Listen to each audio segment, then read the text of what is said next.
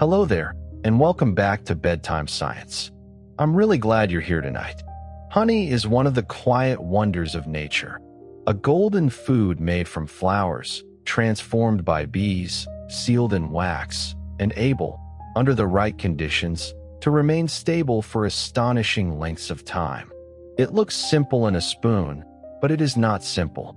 It is chemistry, ecology, architecture, animal behavior, plant evolution, human history, medicine, agriculture, and memory, all held in one slow amber substance. It is often said that archaeologists have found ancient Egyptian honey that remained preserved after thousands of years. The strongest versions of that story are sometimes repeated too confidently, as if a single famous jar had been opened and tasted in a perfectly documented moment. The truth is more interesting when it is allowed to be precise. The real wonder does not require exaggeration. Honey was precious in ancient Egypt. Honey and beeswax do appear in ancient materials and texts, and the chemistry of honey really does make it one of the most naturally stable foods on Earth when it is sealed, dry, and protected from contamination. That stability comes from several forces working together. Honey is rich in sugars, low in available water, acidic, and shaped by enzymes that bees add while transforming nectar. Microbes that would spoil many other foods struggle in honey because there is too little free water for them to use, too much sugar pulling water away from cells, and too much acidity for many organisms to grow comfortably. Honey is not magic. It is a small chemical fortress built by insects from the offerings of flowers. Tonight, we move gently through the quiet science of honey, how bees make it, why it lasts, why it crystallizes, how honeycomb becomes such an efficient structure, how the hive behaves almost like a single living body, how flowers and bees shaped each other, how honey entered medicine, religion, food, trade, and myth, and why this simple golden substance can open a doorway into some of the deepest relationships in nature. Honey is produced by honeybees primarily of the species Apis mellifera, the western honeybee, through a process that begins with the collection of nectar from flowering plants and ends with the enzymatic transformation and dehydration of that nectar into the stable, concentrated substance we call honey. The process begins when forager bees visit flowers and collect nectar, a dilute aqueous solution of sugars, primarily sucrose, fructose, and glucose, produced by the flower to attract pollinators. The bee draws nectar into its honey stomach, a specialized expansion of the esophagus distinct from the digestive stomach, where the first enzymatic transformations begin. Back at the hive, the forager transfers the nectar to house bees through a process of regurgitation and transfer that passes the nectar among multiple bees, with each bee adding enzymes from its hypopharyngeal glands. The house bees deposit the nectar into hexagonal wax cells and fan it with their wings to accelerate the evaporation of water, concentrating the sugar solution from approximately 80% water in fresh nectar to approximately 17 to 20% water in finished honey. When the water content reaches the appropriate level, the bees cap the cell with wax, sealing the honey for long-term storage. A single kilogram of honey requires the nectar of approximately 4 million flowers and approximately 20,000 bee foraging trips to produce. The chemistry of honey's antimicrobial properties involves several distinct mechanisms that operate simultaneously. The water activity of honey, a measure of the availability of water for microbial growth, is extremely low, approximately 0.6, because the sugar concentration is so high that virtually all water molecules are bound to sugar molecules and unavailable for the metabolic processes of bacteria and fungi. This alone would be sufficient to prevent most microbial growth. Additionally, honey has a low pH of approximately 3.2 to 4.5, creating an acidic environment hostile to most pathogens. The enzyme glucose oxidase, introduced into the nectar by bees from their hypopharyngeal glands, catalyzes the conversion of glucose to gluconic acid and hydrogen peroxide. The gluconic acid contributes to the low pH, and the hydrogen peroxide is directly bactericidal. Finally, various honeys contain additional antimicrobial compounds specific to the nectar sources from which they were made, phenolic compounds, flavonoids, and in the case of Manuka honey, methyl glyoxal at concentrations far exceeding those in other honeys, contributing to an antimicrobial activity that persists even when the hydrogen peroxide activity is eliminated. Manuka honey, produced from the nectar of the Manuka tree, Leptospermum scoparium, native to New Zealand and southeastern Australia, has received intensive scientific and commercial attention for its unusually potent antimicrobial properties. Standard honey antimicrobial activity depends significantly on hydrogen peroxide, which is destroyed by the enzyme catalase present in body tissues and wound fluid, limiting the activity of standard honey in wound treatment. Manuka honey's antimicrobial activity is largely independent of hydrogen peroxide and is instead attributable primarily to high concentrations of methyl glyoxal, a compound formed through the non-enzymatic conversion of dihydroxyacetone, which is present at unusually high concentrations in Manuka nectar during the production and storage of Manuka honey. Methyl glyoxal concentrations in Manuka honey can reach 1,000 milligrams per kilogram or higher, compared to less than 10 milligrams per kilogram in most other honeys. The unique Manuka factor grading system, which rates Manuka honey on its methyl glyoxal equivalent activity, has become the industry standard for characterizing Manuka honey potency, and pharmaceutical-grade Manuka honey wound dressings are licensed medical devices in several countries. The healing properties of honey were recognized and employed in medical practice thousands of years before any understanding of their chemical basis. The Edwin Smith Papyrus, an ancient Egyptian medical text from approximately 1600 BCE, describes honey as an ingredient in wound dressings. The Ebers Papyrus, also Egyptian and approximately contemporaneous, contains over 900 medical prescriptions, many of which incorporate honey as a therapeutic agent. Ancient Sumerian texts from approximately 2000 BCE recommend honey for medicinal purposes. Aristotle wrote about honey's beneficial properties for wound treatment in the 4th century BCE. The Greek physician Hippocrates used honey as the primary ingredient in several of his preparations. The Roman military physician Dioscorides described the wound healing properties of honey in his 1st century CE work De Materia Medica. In the Ayurvedic medical tradition of ancient India, honey, called madhu, was considered one of the most important therapeutic substances. In Islamic medicine, honey is recommended in the Quran as a healing substance, and the Hadith literature attributes to the Prophet Muhammad a number of sayings concerning honey's therapeutic benefits. This remarkable convergence of therapeutic assessment from entirely independent medical traditions across multiple continents and thousands of years of history reflects genuine empirical observation of honey's wound healing properties accumulated before any scientific understanding was possible. The honeybee colony is one of the most thoroughly studied examples of biological organization, and its social structure challenges the individualist framework that most people bring to thinking about animal behavior. A healthy colony of Western honeybees contains approximately 50,000 to 80,000 individual bees, of which the vast majority, roughly 99%, are infertile female workers.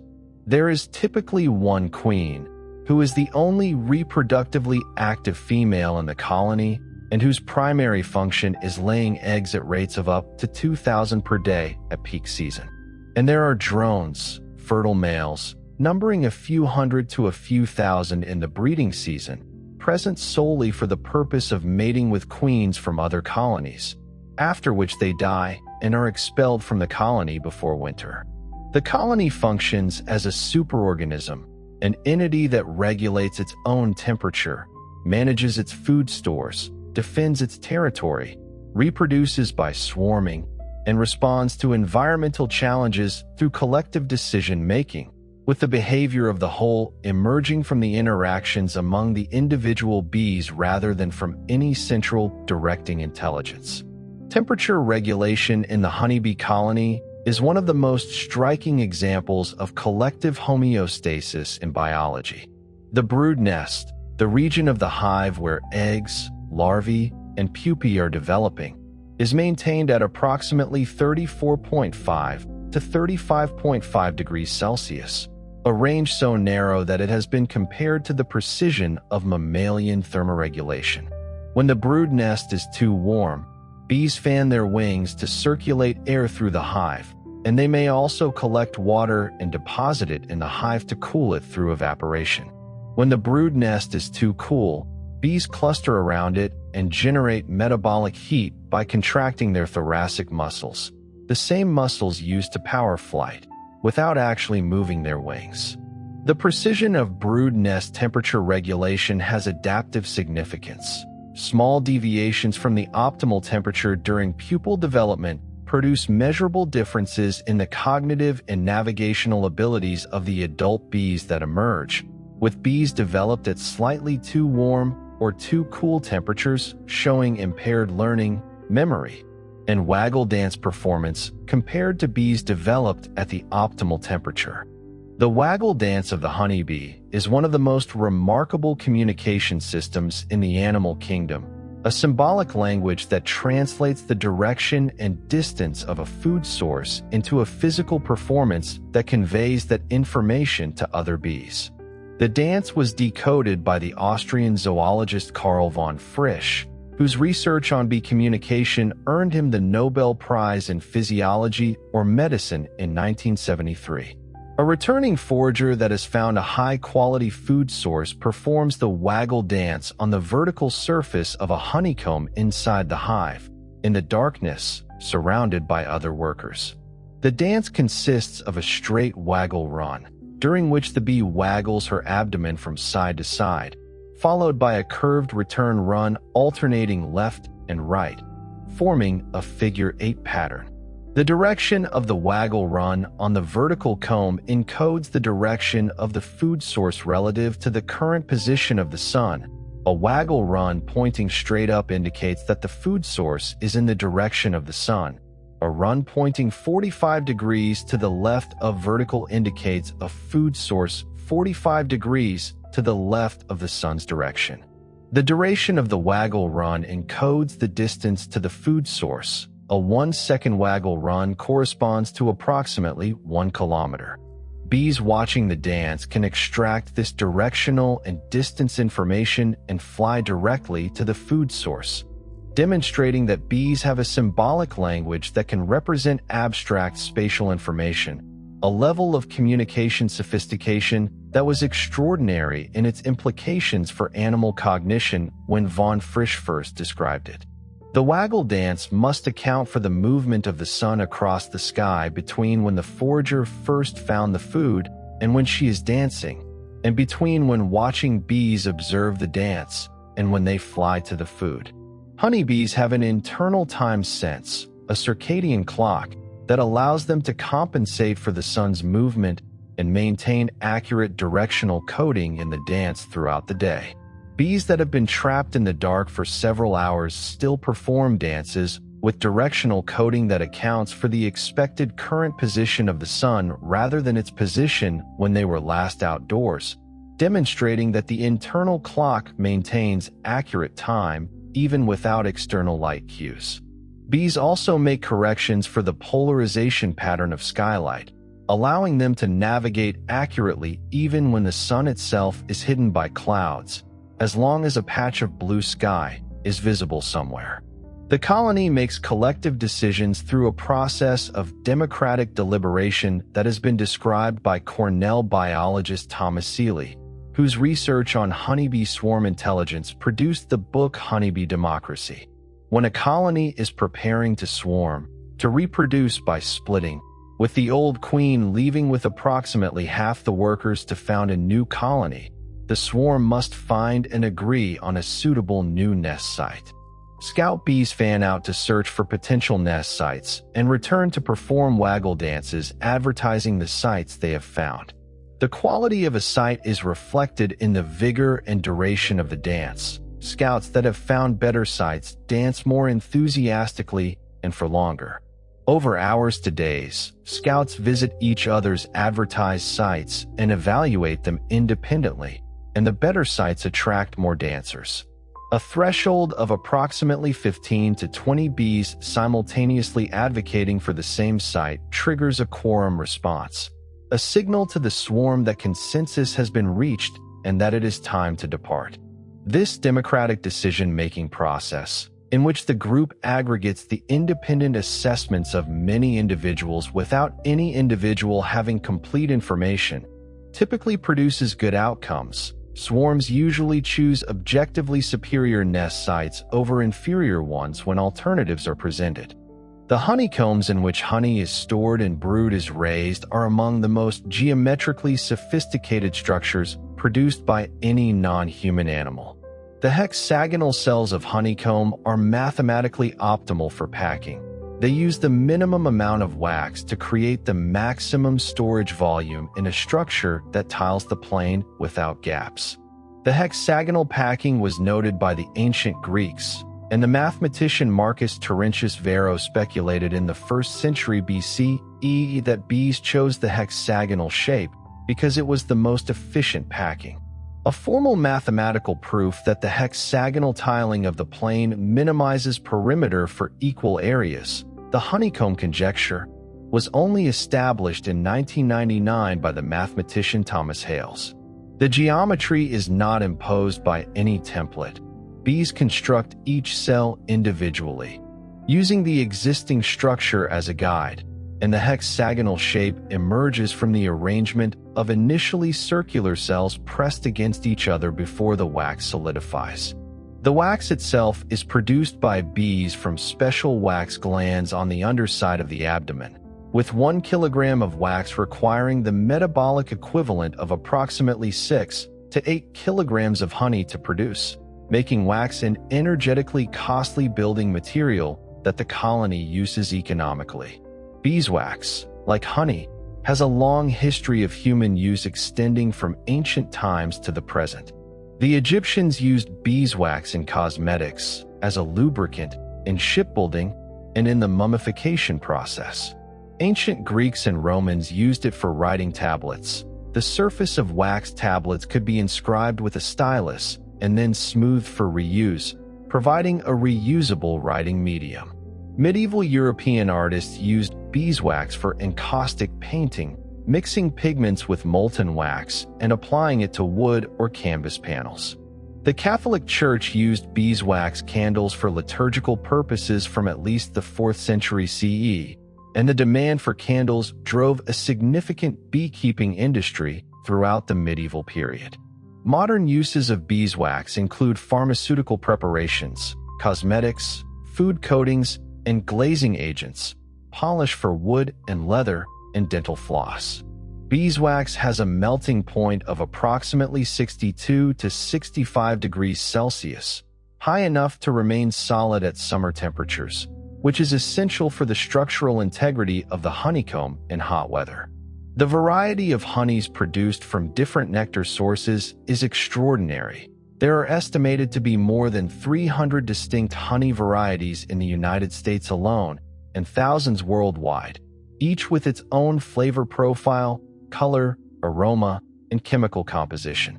The flavor and color of honey depend on the specific combination of compounds in the nectar, sugars, amino acids, organic acids, phenolics, and volatile aromatics, which vary dramatically between plant species. Orange blossom honey is pale and delicately floral. Buckwheat honey is dark and strongly flavored with a malty quality. Tupelo honey from the Tupelo gum tree of the American Southeast is pale gold with a mild, buttery sweetness. Heather honey is amber-colored with a distinctive, complex flavor and a gel-like thixotropic texture due to its unusually high protein content. Acacia honey is almost water-clear with a delicate, mild sweetness and very high fructose content that prevents crystallization for extended periods. Chestnut honey is dark amber and intensely flavored with a bitter finish. Honeydew honey, produced from the secretions of plant-feeding insects such as aphids rather than directly from flower nectar, is dark, rich, and strongly flavored.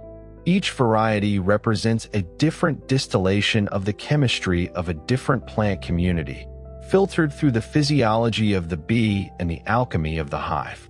Crystallization, the solidification of honey into a creamy, granular solid, is a natural process that affects most honeys and that reflects the supersaturated nature of the sugar solution. Honey is a supersaturated solution of glucose and fructose in water. It contains more sugar than could dissolve at room temperature in a normal aqueous solution. The tendency to crystallize depends primarily on the ratio of glucose to fructose.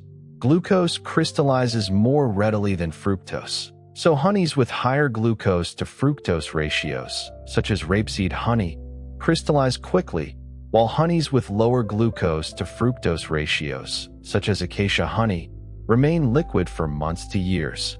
Crystallization is not a sign of spoilage or adulteration.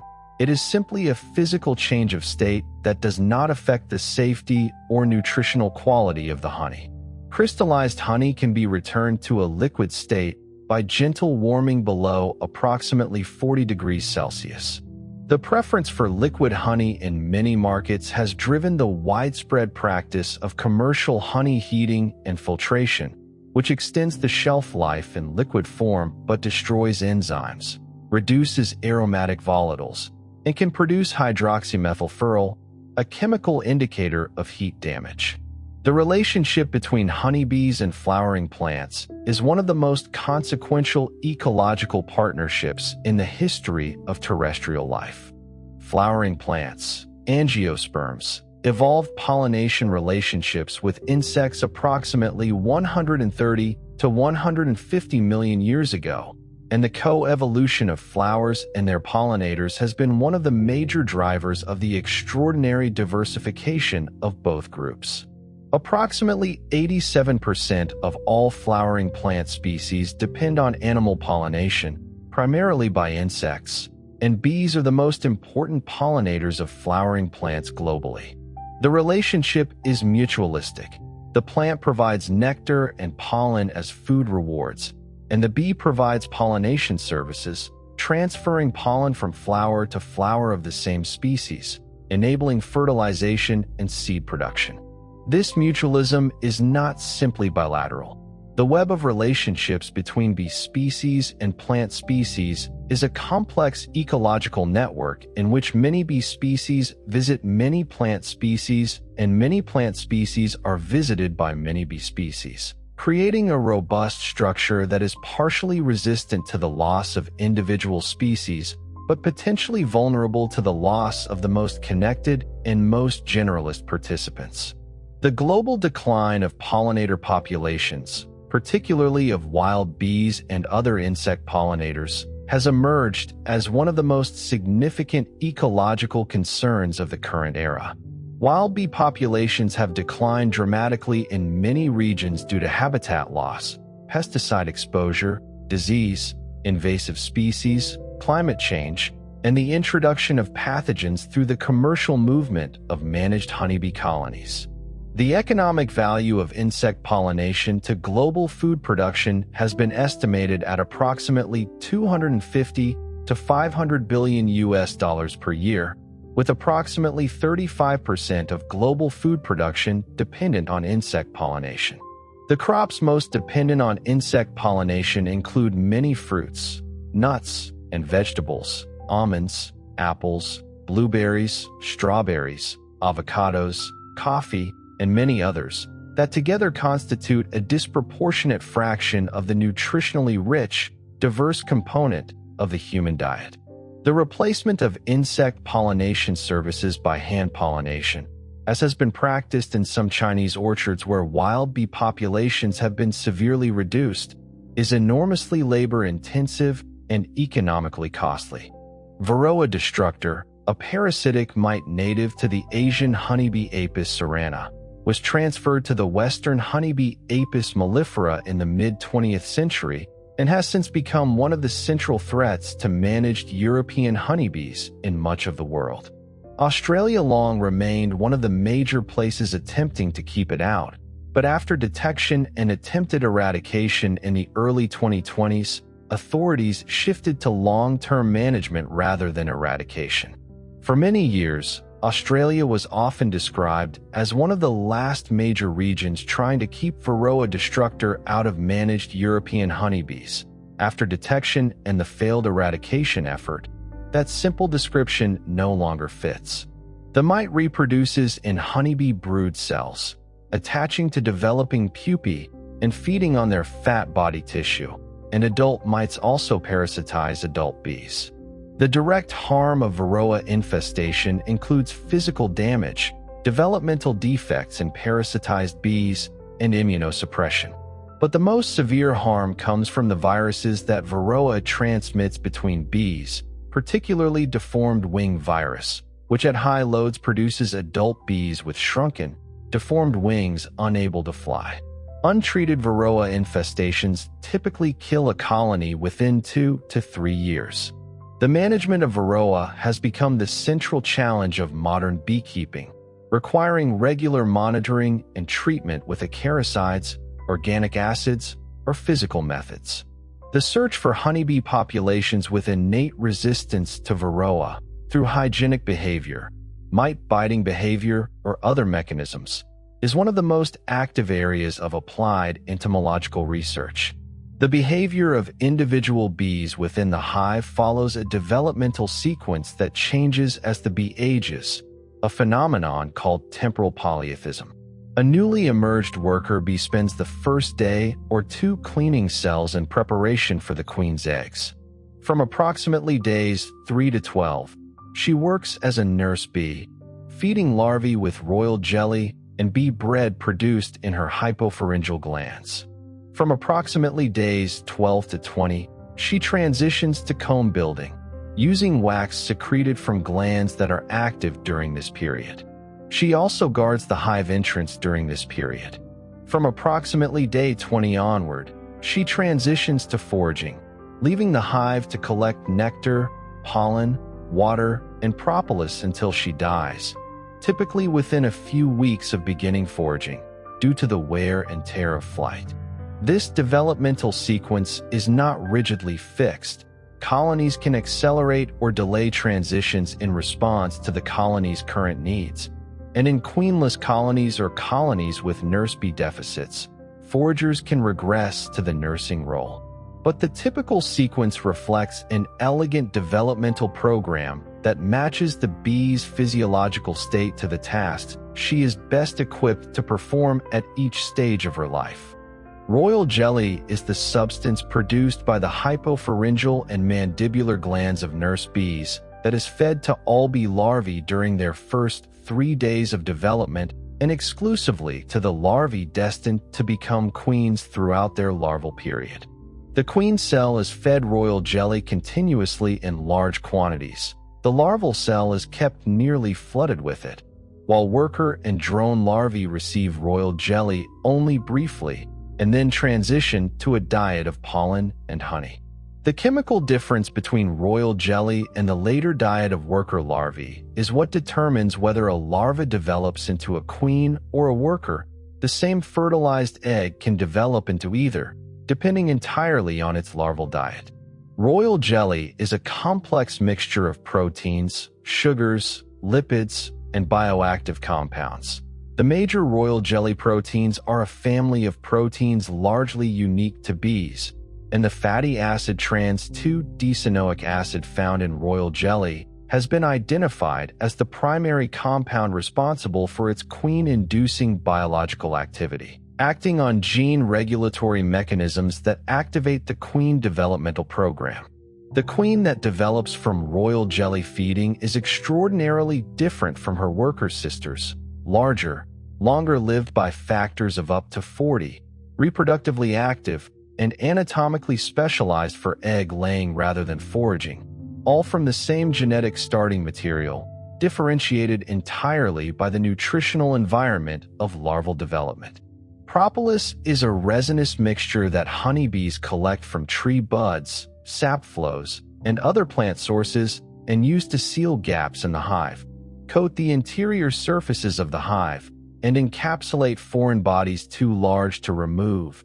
Dead mice, snails, or other intruders that died inside the hive are sometimes mummified in a propolis coating that prevents their decomposition from fouling the hive interior.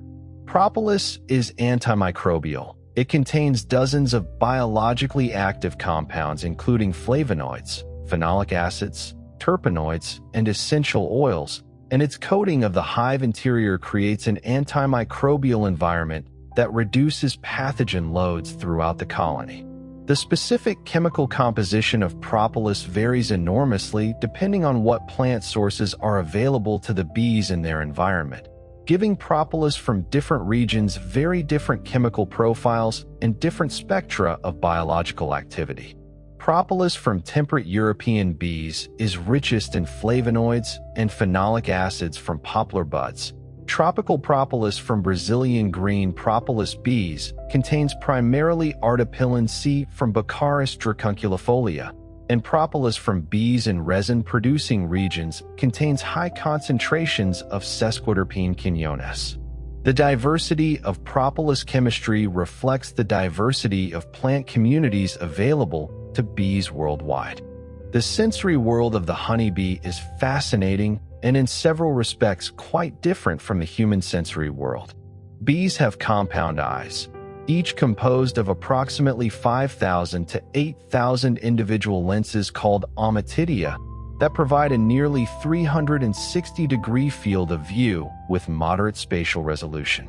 They can see ultraviolet light, which is invisible to humans, and many flowers have ultraviolet patterns, nectar guides, that are invisible to the human eye but highly visible to bees, directing them toward the nectar reward at the center of the flower.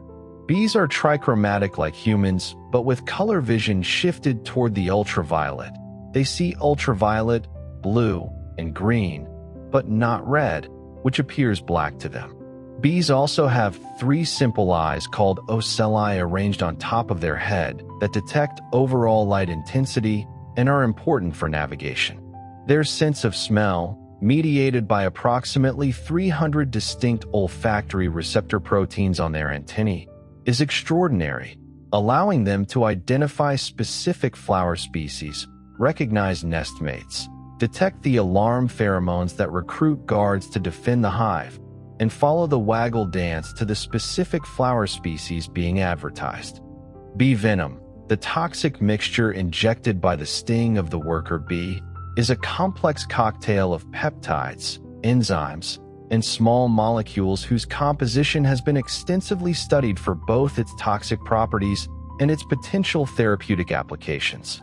The primary toxic component is melittin, a peptide that constitutes approximately 50% of dry venom weight and that disrupts cell membranes, causing the lysis of red blood cells and the death of other cells at sufficient concentrations. Phospholipase A2, an enzyme that constitutes approximately 12% of dry venom weight, cleaves fatty acids from cell membrane phospholipids, amplifying membrane damage and contributing to the inflammatory response. Histamine, dopamine, and norepinephrine are present in small quantities and contribute to pain signaling. Opamin, another peptide component, crosses the blood-brain barrier and acts on potassium channels in neurons. The total protein content and composition of bee venom varies with the age of the bee, her diet, and possibly her seasonal condition. Bee venom therapy, the therapeutic application of bee stings or injections of diluted bee venom, has been practiced in traditional medicine across many cultures and is the subject of ongoing clinical research for potential benefits in conditions including arthritis, Parkinson's disease, and multiple sclerosis, with some promising preclinical results but limited high-quality clinical evidence as yet. The honey of different bee species has properties that vary significantly from the widely consumed honey of Apis mellifera. The stingless bees, a large and diverse group of bees in the family Apidae, tribe Meliponini, found in tropical and subtropical regions of the Americas, Africa, Asia, and Australia, produce honey that is generally more liquid, more acidic, and higher in water content than Apis honey, reflecting the different physiology of stingless bee colonies and the different enzymatic complement of stingless bee saliva. Stingless bee honey is highly valued in traditional medicine and gourmet food markets in the regions where these bees are kept. In meliponiculture, the keeping of stingless bees is an ancient practice in Mesoamerica with a history extending back to pre-Columbian Maya civilization. The honey of different stingless bee species has highly varied flavors, sometimes strongly acidic, sometimes floral, sometimes fermented, reflecting the diversity of nectar sources and the higher water content that allows partial fermentation even in sealed cells. The history of beekeeping extends at least 9,000 years, based on beeswax residues found in ancient pottery vessels from archaeological sites in the Near East, Turkey, and Europe. The earliest unambiguous evidence for managed beekeeping, as opposed to simple wild honey collection, comes from ancient Egypt, where wall paintings in the Sun Temple of Nasser at Abu Ghraib, dating to approximately 2400 BCE, depict beekeepers working horizontal clay cylinder hives, blowing smoke to calm the bees, and removing honeycomb. Clay cylinder hives similar to those depicted in Egyptian art are still used in parts of the Middle East and North Africa today, demonstrating a remarkable continuity in beekeeping practice across 4,500 years. The development of the movable frame hive by Reverend Lorenzo Langstroth in 1851, the invention of the modern hive with removable frames that allow inspection and management of the colony without destroying the comb, was the technological breakthrough that enabled modern commercial beekeeping. The global honey market produces approximately 1.8 million tons of honey per year, with China, Turkey, Argentina, Ukraine, and Russia being the largest producing countries. World consumption is dominated by Germany, the United States, Japan, and the United Kingdom as major importing nations. The economic value of honey production is significant. The global honey market is valued at several billion US dollars annually, but the economic value of honeybee pollination services to global agriculture far exceeds the value of honey itself, estimated at approximately 250 times the value of honey production. In the United States alone, managed honeybees are trucked across the country on a vast logistical network to pollinate specific crops at specific times. California almond orchards, for example, require approximately 1.8 million honeybee colonies, approximately 60% of all managed honeybee colonies in the country, during the 3-week almond bloom period each February. The nutritional composition of honey is primarily sugars, approximately 79% carbohydrates by weight, almost entirely fructose and glucose in varying proportions depending on the floral source. The remaining 21% is approximately 17% water, with trace amounts of minerals including potassium, calcium, magnesium, phosphorus, and iron, vitamins including riboflavin, niacin, pantothenic acid, and small amounts of vitamin C, amino acids, phenolic compounds, enzymes, and organic acids.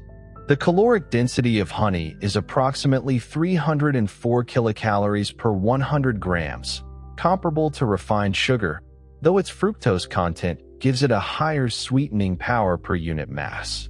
The glycemic index of honey is lower than that of pure glucose or sucrose, partly because fructose has a lower glycemic index than glucose, and partly because the phenolic compounds in honey may slow glucose absorption.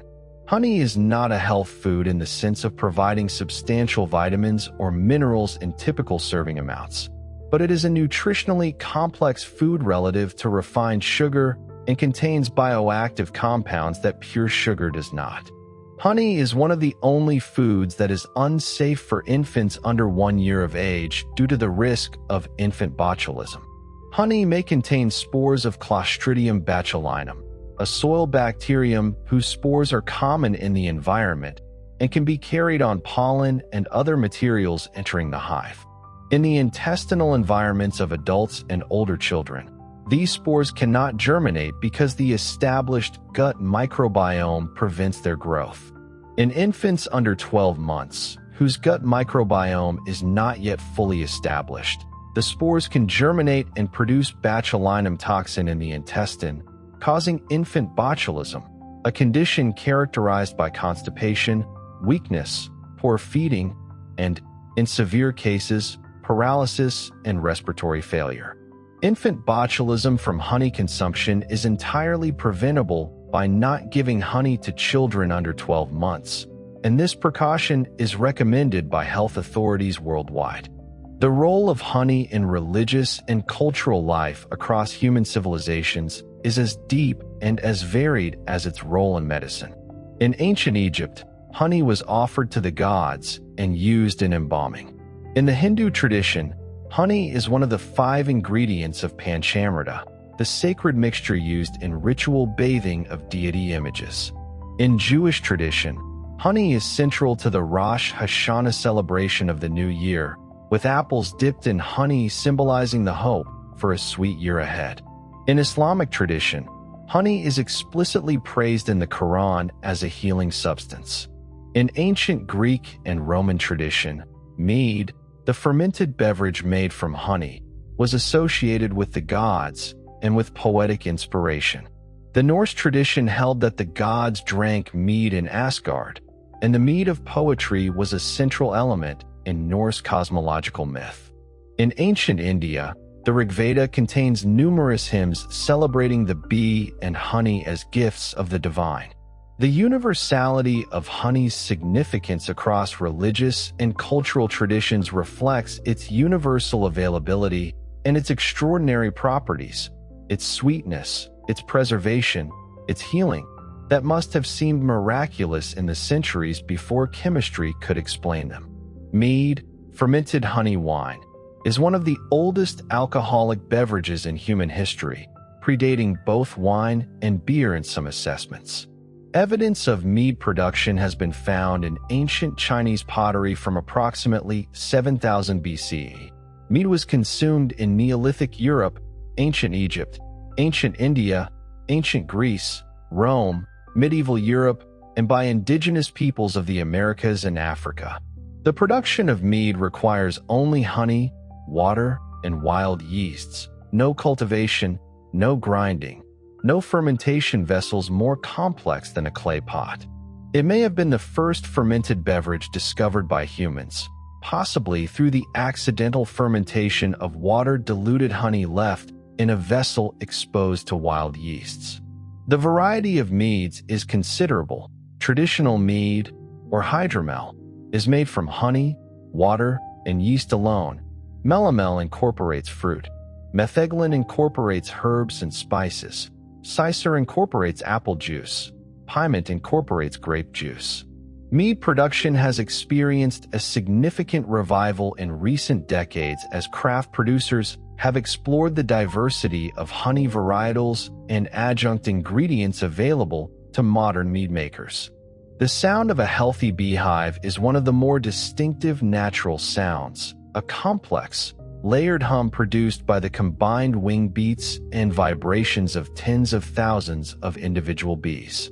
Individual bees communicate within the hive through a combination of chemical signals and vibrations. Bees generate vibrations in the comb through their thoracic muscles and detect vibrations through mechanoreceptors in their legs. The waggle dance is itself primarily a vibrational communication in the dark interior of the hive. The waggling bee vibrates the comb as she performs the dance, and the attendant bees detect the vibrations and orientation of the dance through physical contact with the dancer and the comb. Bee acoustics within the hive include the piping of virgin queens preparing to fight for reproductive dominance, the tooting of a caged queen announcing her presence, and the quacking of queens still in capped cells responding to the piping of free queens. The overall hum of a healthy hive rises in pitch and intensity as colony activity increases and drops as it decreases, and experienced beekeepers learn to read the acoustic state of the colony as an indicator of its health and temperament. Before honey exists, there is nectar. Nectar is not made for humans, and it is not made as sweetness for sweetness's sake. It is part of a negotiation between plants and animals. A flower spends energy producing a sugary liquid, often scented and placed with careful anatomical precision. A bee comes for the reward. In reaching for it, the bee brushes against anthers and stigmas, carrying pollen from one flower to another. The sweetness is a payment. The pollination is the work. Honey begins as the currency of a plant-pollinator relationship. Nectar itself is highly variable. Some flowers offer dilute nectar that is easy to gather but requires more evaporation later. Some offer thicker nectar, richer in sugars, but in smaller quantities. Some produce nectar only at particular times of day. Some hide it deep inside floral tubes, limiting access to insects with the right tongue length or body shape.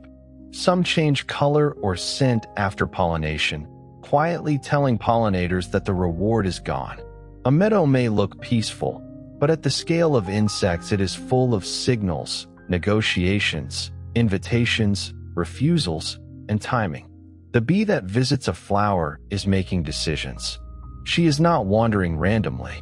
She remembers odors, colors, landmarks, the angle of the sun, the profitability of a patch, the difficulty of the journey, and the needs of the colony. If one flower type is yielding well, she may show flower constancy, visiting the same kind of flower again and again. This helps the plant because pollen moves between matching flowers rather than being wasted. It helps the bee because practice makes the handling of that flower faster and more efficient. A bee can become, for an afternoon, a specialist in one kind of bloom. Inside the bee's body, nectar enters the honey stomach, sometimes called the crop. This is not the same as the digestive stomach. It is a transport chamber, a living vessel for carrying floral liquid back to the hive. During the return flight, enzymes begin their work. Sucrose can be broken into glucose and fructose. Other enzymatic changes begin. The nectar is not simply cargo. It is already being changed by the bee. Back in the hive, nectar passes from bee to bee. A forager gives it to a house bee, and the house bee may pass it to another. Each transfer exposes the nectar to enzymes, air, and time. Water begins to leave. Sugars concentrate. The colony then spreads the nectar in wax cells and fans air across the comb. Thousands of wings create ventilation, lowering moisture until the liquid becomes stable enough to store. Honey is therefore not gathered ready-made. It is manufactured by a society. This distinction matters. Honey is not just plant syrup.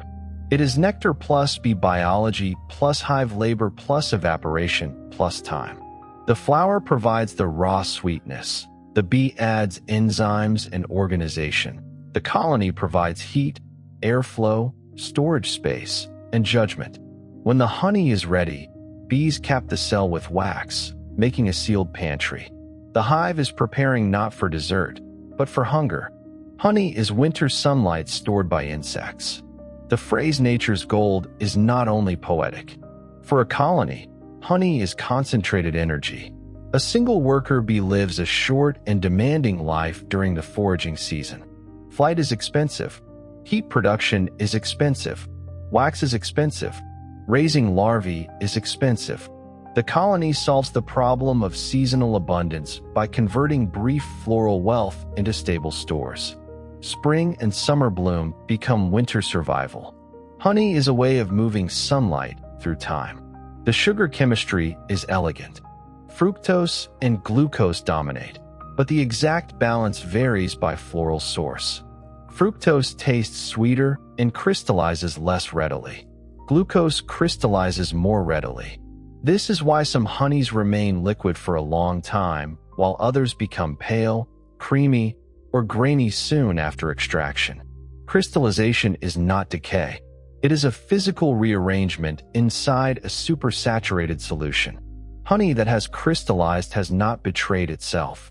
It is simply showing its sugar structure. People sometimes treat crystallized honey as spoiled because it looks less transparent, but bees would not agree. In the hive, honey may crystallize depending on nectar source and storage conditions, and beekeepers sometimes must manage this because bees can have difficulty using very hard crystallized stores in cold weather. For humans, crystallized honey can be beautiful, spreadable, creamy, slow on the tongue. With gentle warmth, it can return to liquid. With harsh heat, however, aromas and enzymes can be damaged. Honey likes patience. Moisture is the boundary between honey's stability and vulnerability. Properly ripened honey has low enough water content that most microbes cannot grow. But if honey absorbs water from humid air, or if it is harvested before bees have dried it fully, fermentation can occur. Yeasts that tolerate high sugar can begin to produce carbon dioxide and alcohol. A jar may foam, smell sour, or push at its lid. Even a nearly immortal food has conditions. Honey lasts when its chemistry is respected. The acidity of honey adds another quiet defense. Its pH commonly falls in a range that many spoilage organisms dislike. Gluconic acid, produced through bee enzymes acting on glucose, contributes to this acidity. Hydrogen peroxide may also appear when honey is diluted because glucose oxidase becomes active in the presence of water and oxygen. This is one reason honey can have antimicrobial effects in certain contexts, while still being gentle enough to sit in a kitchen jar. But honey should not be turned into a miracle in the careless sense. Medical-grade honey used in wound care is prepared, sterilized, standardized, and applied under medical conditions. It is not the same as scooping ordinary kitchen honey onto any injury. The science is real, but the context matters. Honey can inhibit bacteria, help maintain a moist wound environment, and support healing in some uses, yet it is not a universal cure. Honey can be admired without asking it to do everything. Its wound care value belongs in specific contexts, especially properly prepared medical-grade products, while ordinary table honey remains food first. Manuka honey illustrates this balance especially well. It contains high levels of methylglyoxal when made from the nectar of leptospermum plants, and this gives it a distinctive non-peroxide antibacterial activity that is scientifically interesting. It also created an enormous commercial market, with grading systems, medical products, and unfortunately also fraud. The honest sentence is careful. Manuka honey has unusual chemistry and legitimate medical uses in specific, controlled forms. It is not a magical substance that makes all ordinary health problems disappear. Honey is also not safe for every person in every form. Infants under 12 months should not be given honey because of the risk of infant botulism from spores of Clostridium botulinum. Older children and adults normally have gut conditions that prevent those spores from becoming a problem, but infants do not yet have the same microbial protection. This warning is simple, important, and not a contradiction of honey's beauty. Natural things can be wonderful and still require knowledge. The hive itself is one of the most remarkable living systems on Earth. A single honeybee is small, with a brain that weighs only a tiny fraction of a gram. Yet a colony can regulate temperature, allocate labor, defend itself, choose a new home, store food, rear young, and adapt to changing conditions. The intelligence is distributed. No bee understands the entire hive the way a human might understand a building plan. The order emerges from local actions, signals, thresholds, feedback, and shared chemical information. The queen is central, but she is not a ruler in the human sense. She does not command workers, assign jobs, or design comb. Her main role is reproductive. She lays eggs, and her pheromones help stabilize colony organization. Workers respond to those signals, but they also respond to brood needs, food stores, temperature, light, odor, crowding, disease, and the behavior of other workers. A hive is not a monarchy with a thinking queen at the top. It is more like a body, with many organs and signals, but no single commanding mind. Workers are female, and they carry almost the entire daily life of the colony. They clean cells, feed larvae, tend the queen, build wax, receive nectar, pack pollen, ventilate the hive, guard the entrance, remove dead bees, forage for water, nectar, pollen, and resin, and sometimes make the fatal decision to sting in defense of the nest. Their lives change with age, but the schedule is flexible. If a colony needs nurses, some workers can remain nurses longer. If foragers are lost, younger workers can begin foraging earlier. The colony bends individual lives around collective need. Drones, the males, have a narrower purpose. They do not gather nectar, build comb, or nurse larvae. Their bodies are made for flight and mating. On warm days in the breeding season, drones fly to congregation areas where they may mate with virgin queens from other colonies. A successful drone dies after mating. Drones that do not mate may return to the hive and be tolerated while resources are abundant, but before winter, many colonies expel them. The economy of the hive is tender only while tenderness can be afforded. The queen's mating flight is one of the hidden dramas behind honey. A young queen leaves the hive and mates in the air with multiple drones, storing sperm in a specialized organ for years. After that brief period, she may spend most of her life inside the hive, laying fertilized eggs that become workers or queens and unfertilized eggs that become drones. The genetic diversity from multiple matings helps the colony by producing workers with varied strengths, disease resistance, and behavioral tendencies. A hive is not a clone army. It is a diverse society of sisters and half-sisters. Royal jelly is often surrounded by marketing claims, but the real biology is already fascinating. All young larvae receive rich glandular food at first, while a larva raised to become a queen receives abundant royal jelly and a different developmental environment. The result is dramatic. From a similar genetic starting point, diet and gene regulation produce a reproductive queen instead of a worker. The difference is not fantasy. It is developmental biology. Food becomes fate because food changes which biological pathways are opened. Pollen is the protein source of the hive. Nectar becomes honey, but pollen becomes bodies.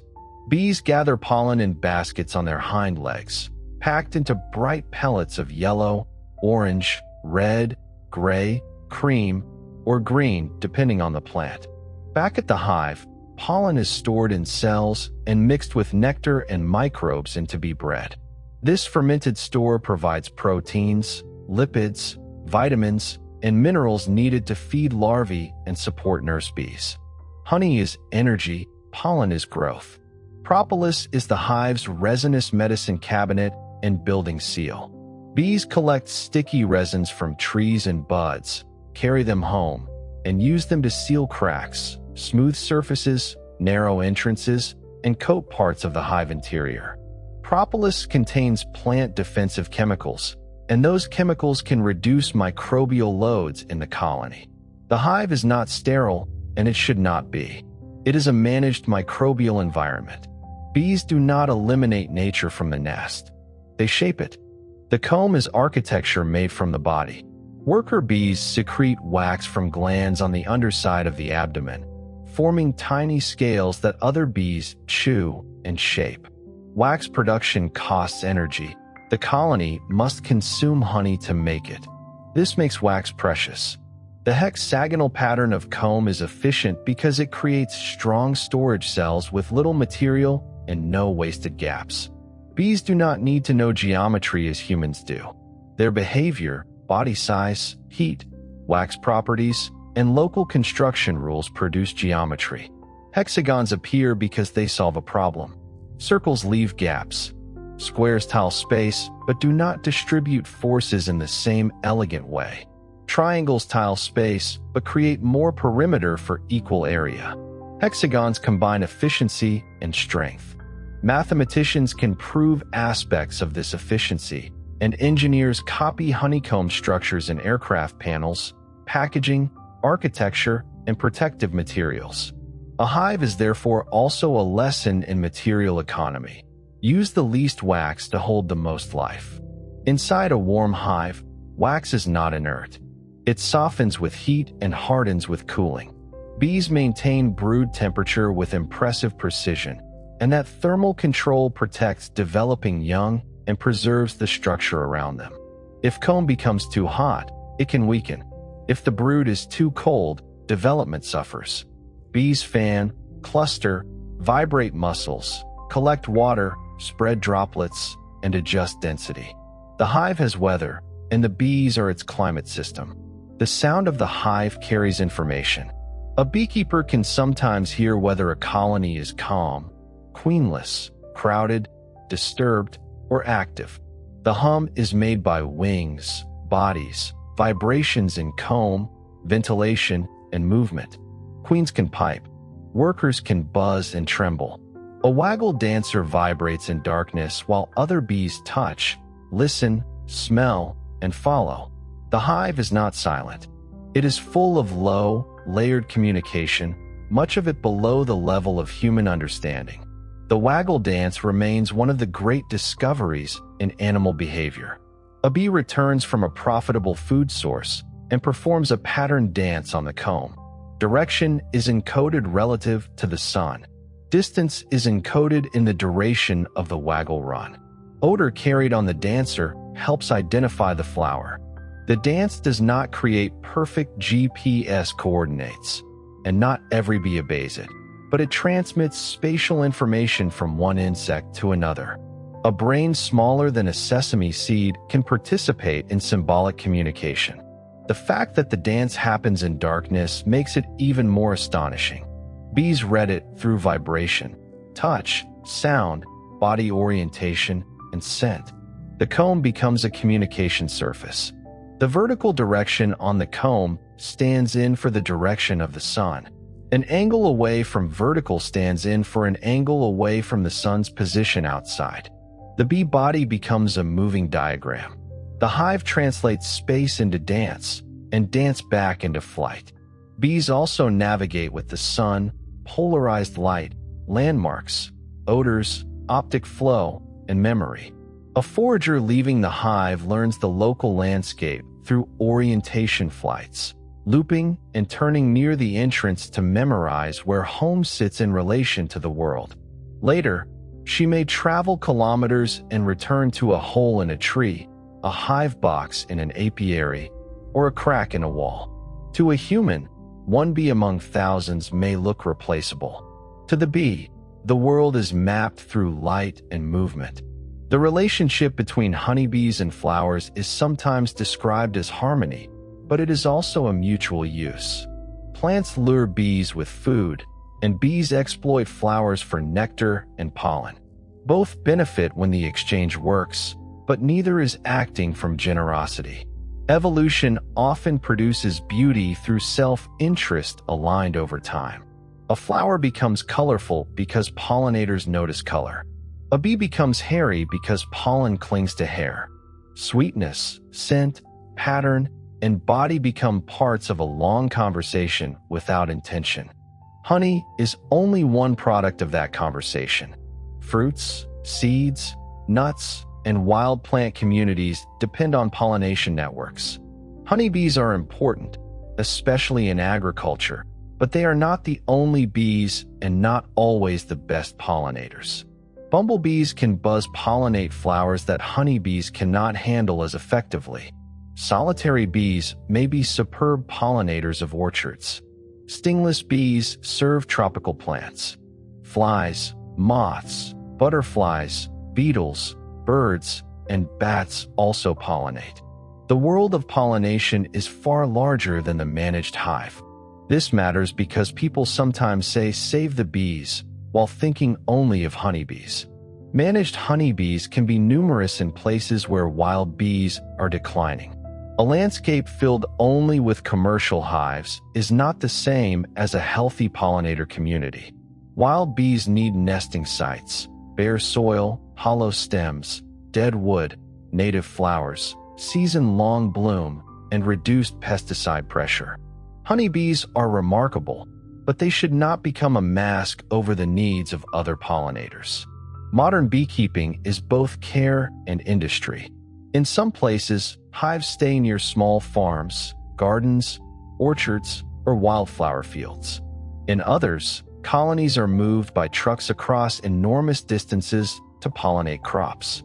The almond bloom in California is one of the most famous examples, drawing a vast share of managed colonies for a few intense weeks.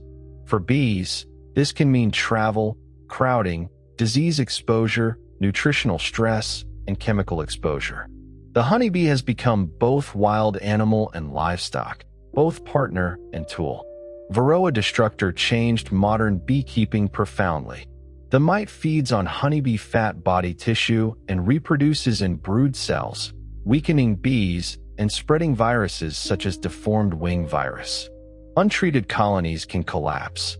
Management requires monitoring, treatments, breeding for resistance, hygienic behavior, brood breaks, and careful timing. The mite is small, but it reorganized the entire practice of beekeeping. A hive today is not managed in the same world as a hive before Varroa. Australia's Varroa experience is a useful reminder that living facts can change. For years, Australia was often described as one of the last major regions attempting to remain free of Varroa destructor and managed European honeybees. After detection and the decision that eradication was no longer feasible, the reality shifted from exclusion to long-term management. The safer truth is that Varroa is now a defining global challenge, and every region faces it in its own stage of arrival, resistance, adaptation, and control. Pesticides are another pressure, but the story is complex. Insecticides can harm bees directly or indirectly. Herbicides can reduce flowering plants that bees depend on.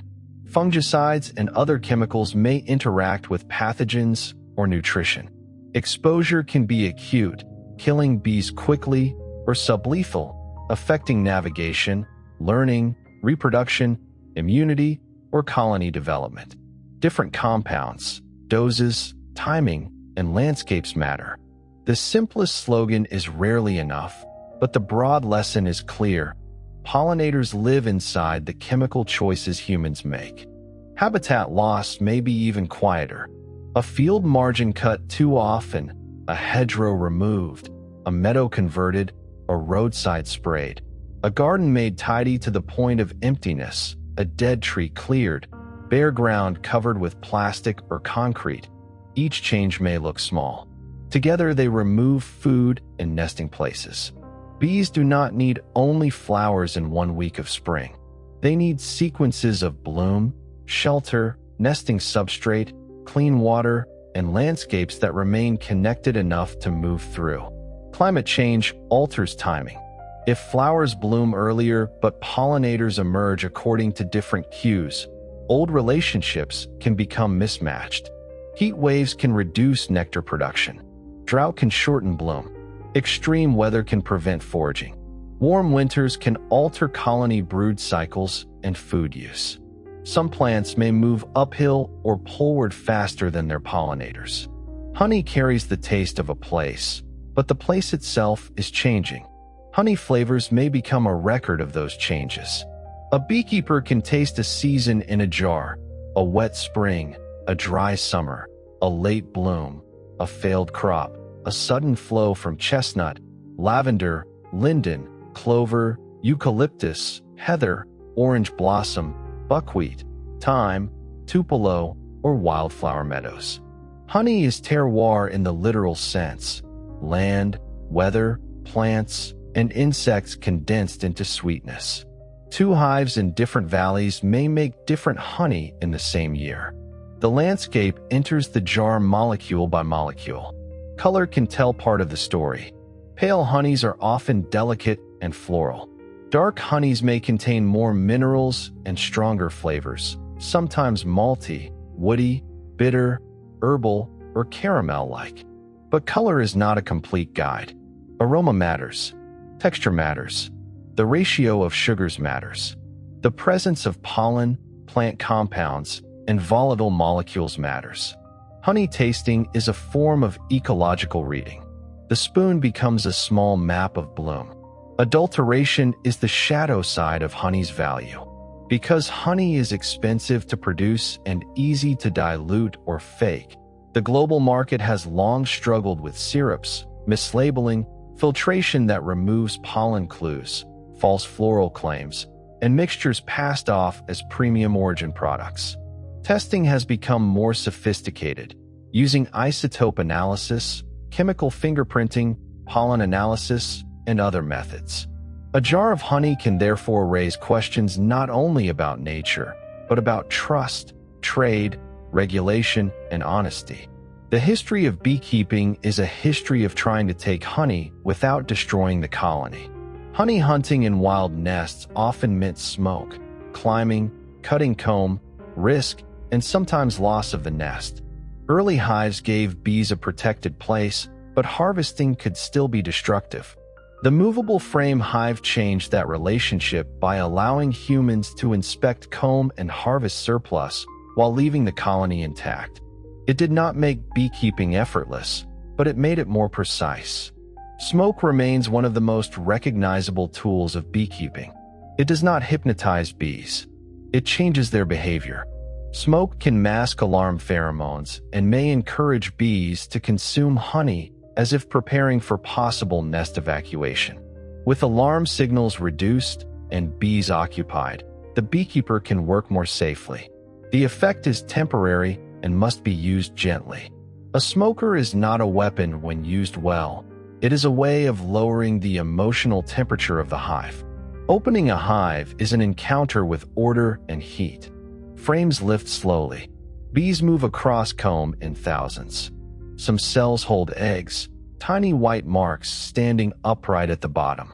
Some hold larvae curled in royal food. Some are capped brood. Some are pollen, packed in many colors. Some are nectar shining wet.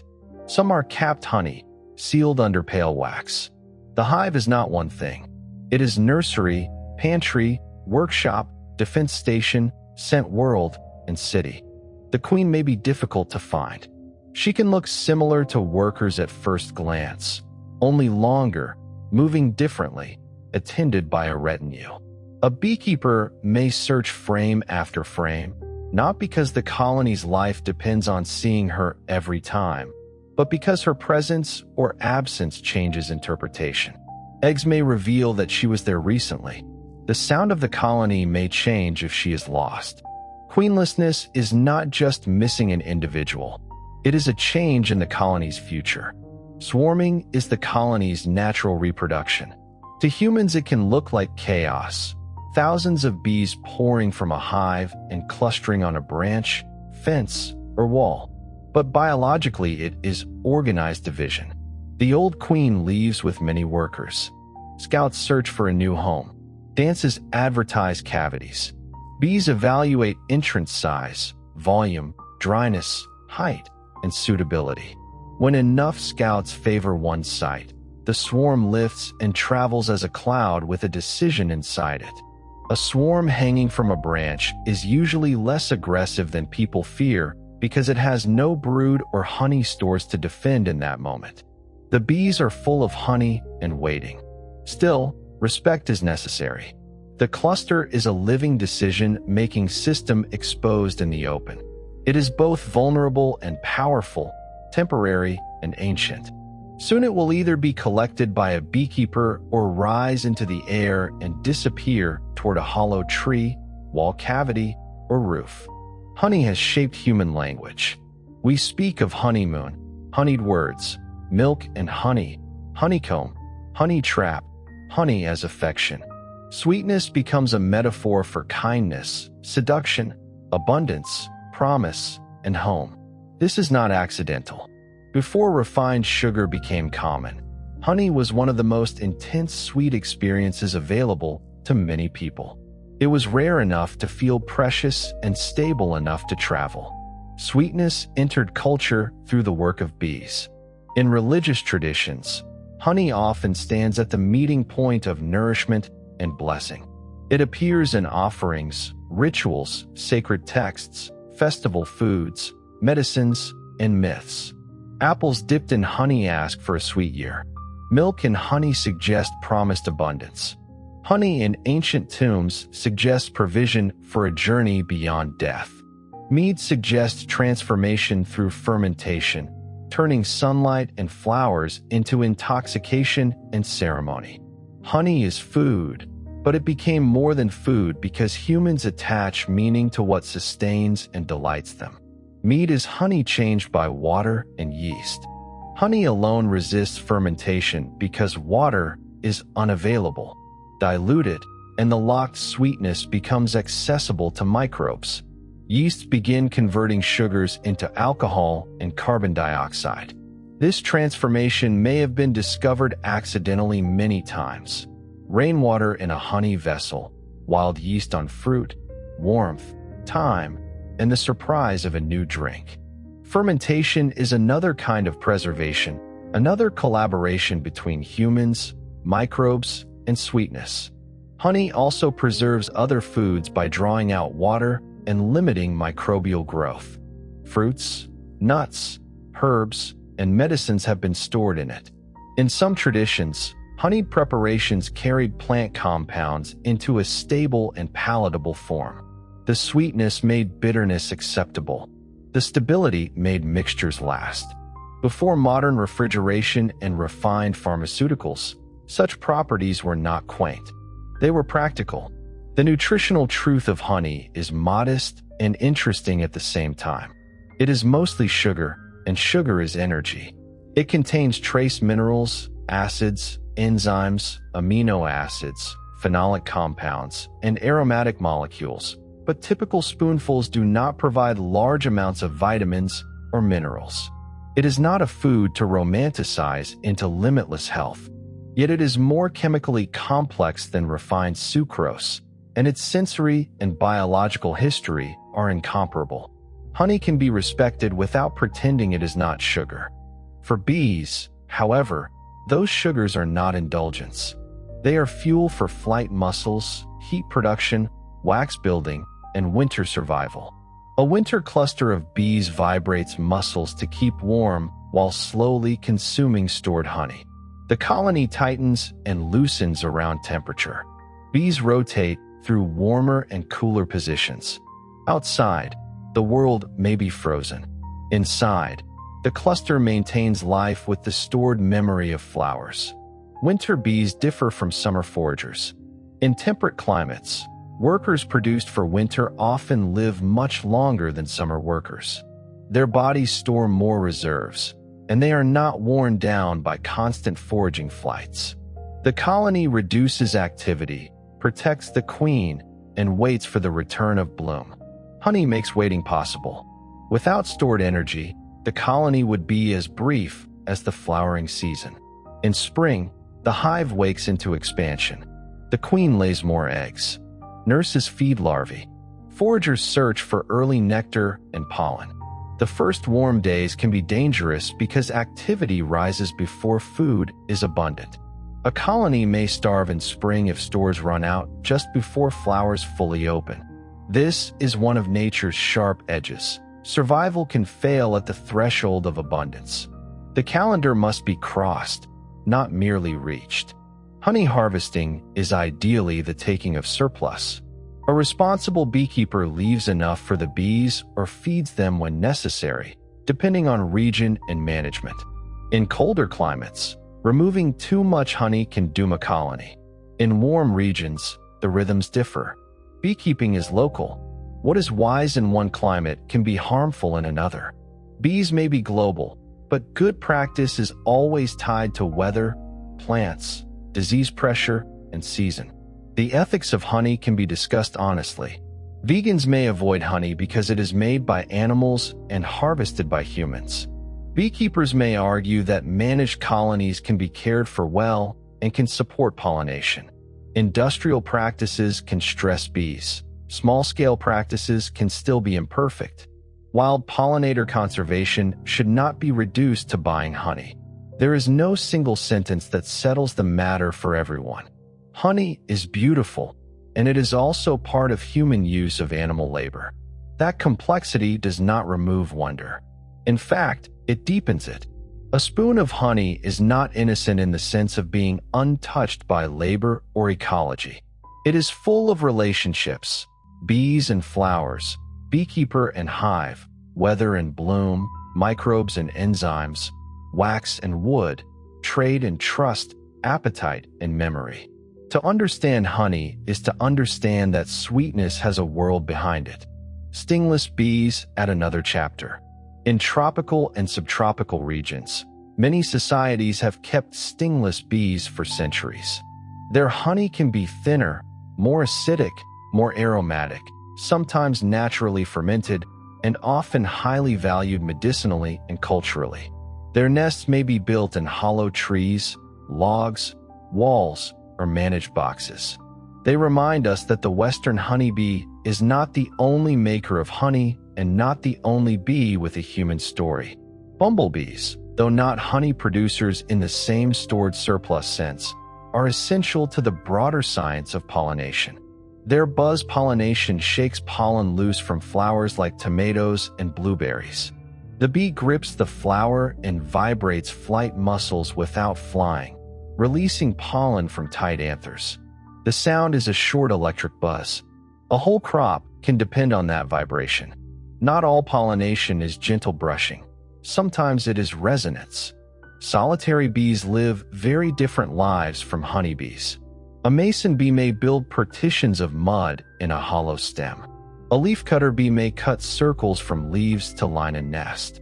A mining bee may dig into bare soil. There is no queen, no large colony, no vast honey store. Each female may make her own small series of chambers, provision each with pollen and nectar, lay an egg, and leave the next generation sealed in quiet. Their lives are less famous, but no less essential. The human tendency to focus on honeybees is understandable because honeybees give us visible products. Honey and wax are easy to value. Wild bees often give something less visible: seed set, fruit quality, genetic mixing, plant resilience, ecosystem continuity. Their work disappears into the landscape. A meadow full of wildflowers is, in part, a record of successful pollination no one harvested. Honey can also carry traces. Pollen grains in honey can identify floral sources and regions. Chemical compounds can reflect plants, climate, processing, storage, and sometimes contamination. Residues of pesticides or environmental pollutants may appear if bees forage in exposed landscapes. Honey is not only a food, it can be a sample of an environment. A hive sends out thousands of foragers, and together they gather a chemical portrait of place. This is why bees have been used in environmental monitoring. Their bodies, wax, pollen, propolis, and honey can contain clues about heavy metals, pesticides, plant diversity, and urban ecology. A city hive may reveal what blooms in parks, balconies, trees, and neglected lots. Urban honey can surprise people by showing that cities are not flowerless. Bees move through gaps in human design and find the hidden nectar of a place. Yet urban beekeeping can become too popular in some areas. Too many managed honeybee colonies in a limited landscape may compete with wild pollinators for floral resources. The solution is not simply more hives everywhere. Often it is more flowers, less pesticide, more nesting habitat, and better ecological planning. Loving bees should not mean adding hives without asking what the landscape can support. Care requires proportion. The honeybee brain remains one of biology's great lessons in efficiency. With around 1 million neurons, a bee can learn colors, odors, patterns, routes, times of day, reward values, and social signals. It can integrate sun position with an internal clock. It can remember which flowers were rewarding yesterday and whether a scent predicts nectar. It can adjust behavior after failure. The smallness of the brain makes this more impressive, not less. Intelligence does not scale in a simple line from size to wonder. Bees can learn time. Some flowers produce nectar at predictable hours, and bees can arrive when rewards are likely. A forager may visit one plant species in the morning and another later in the day. This time-place learning helps avoid wasted effort. The bee carries not just a map, but a schedule. A garden is not the same at all hours. The bee knows the day as a sequence of opportunities. Bees also sleep, or at least show sleep-like states, and rest matters to their behavior. Sleep-deprived bees can show impaired dance communication and navigation.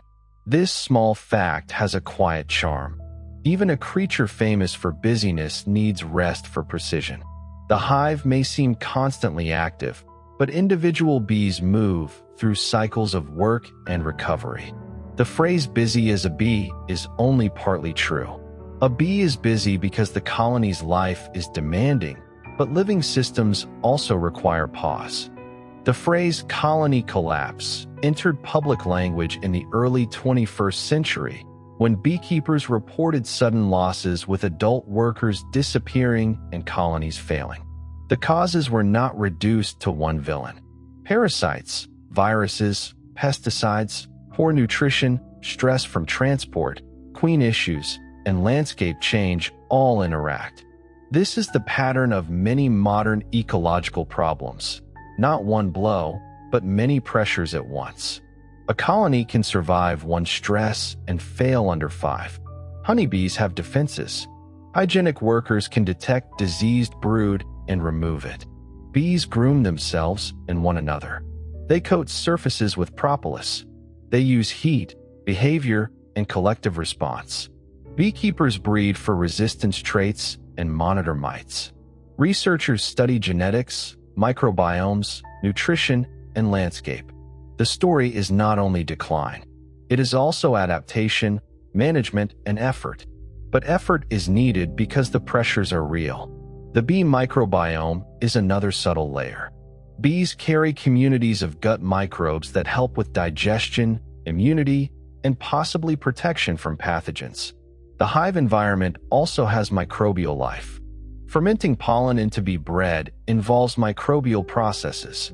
Honey's low water activity limits most microbial growth, but the bee world is not sterile. It is full of partnerships too small to see. Life builds stability through communities at every scale. One of the most beautiful things about honey is that it is both local and universal. Honey made in a eucalyptus forest, a lavender field, a mountain meadow, a citrus grove, a mangrove region, a heather moor, or a city park is still honey. Yet each carries a different signature.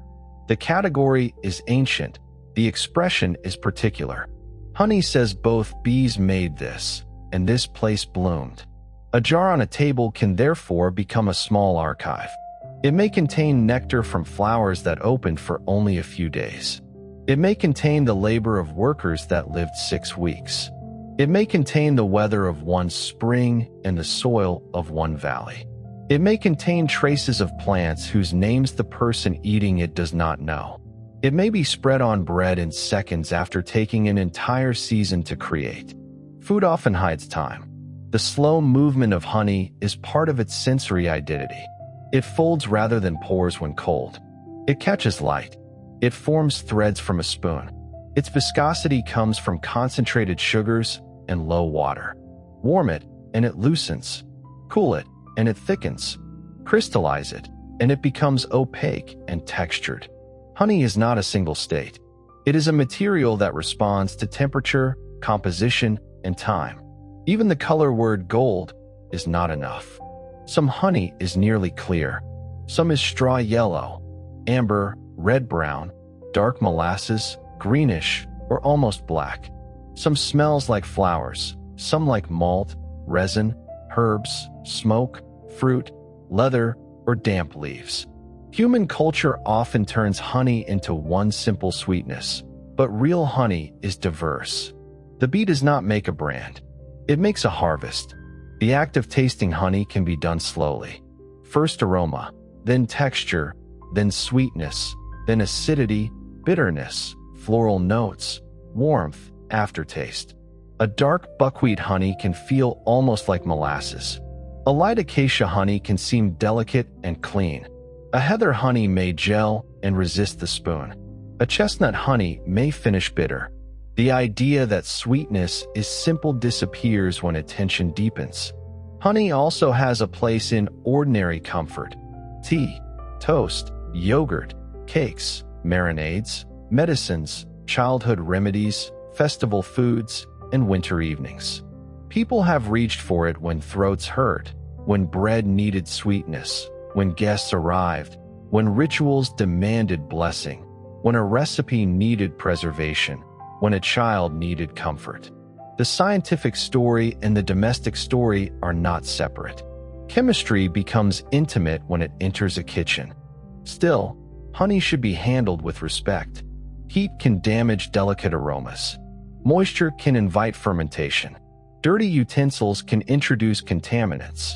Labels can mislead. Infants should not eat it. People with blood sugar concerns must treat it as sugar. Science does not make honey less beautiful by adding cautions. It makes appreciation more precise. There is a quiet parallel between honey and memory. Both preserve something that would otherwise pass quickly. Nectar is brief. Flowers fade. Forager bees die. Seasons turn. But honey holds a form of that bloom beyond the bloom itself. Human memory does something similar with experience. It does not keep the entire world, but it concentrates meaning. A jar of honey is not a flower, yet the flower is in it. A memory is not the moment, yet the moment is in it. The hive at night continues working in darkness. Bees do not need daylight inside the comb. They move by touch, scent, vibration, and temperature. Nectar is passed. Wax is shaped. Brood is warmed. Guards stand near entrances. The queen lays. Some workers rest. Outside, the flowers are closed or waiting for dawn. Inside, the stored sunlight of earlier days keeps the organism alive. In this way, honey belongs naturally to the quiet hours. It is golden, but it is also quiet. It asks us to slow down enough to see the labor behind sweetness, the chemistry behind preservation, the geometry behind comb, the communication behind dance, the ecology behind fruit, and the vulnerability behind abundance. The subject begins with a spoon and opens into a world. When morning comes, bees may leave the hive in widening arcs, finding light, scent, and direction. A worker may visit dozens or hundreds of flowers, return, share nectar, and perhaps dance. Another may follow the information. Another may fan air across wet nectar. Another may cap finished honey. No single bee sees the whole process from flower to jar, and yet the process happens. Nature often works this way, intelligence distributed across many small acts. Human beings, watching from outside, can misunderstand the scale. A jar is easy to lift. A teaspoon disappears quickly, but behind that sweetness are thousands of flights and many flowers. The effort is not visible once the honey is smooth. Many natural gifts are like this. They arrive as if simple because the complexity has been completed elsewhere. The calmest truth about honey may be that it is not made for us. Bees make honey for bees.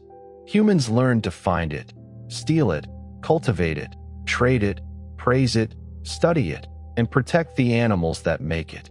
But the original purpose remains inside the hive.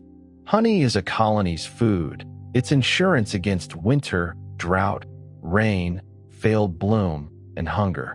To eat honey is to borrow from an insect society's savings. That thought need not spoil the sweetness. It can make it more careful. And so honey stands at the meeting point of beauty and responsibility. It is delicious, ancient, useful, and scientifically astonishing. It also depends on living bees, healthy flowers, clean landscapes, careful beekeeping, honest trade, and ecological humility.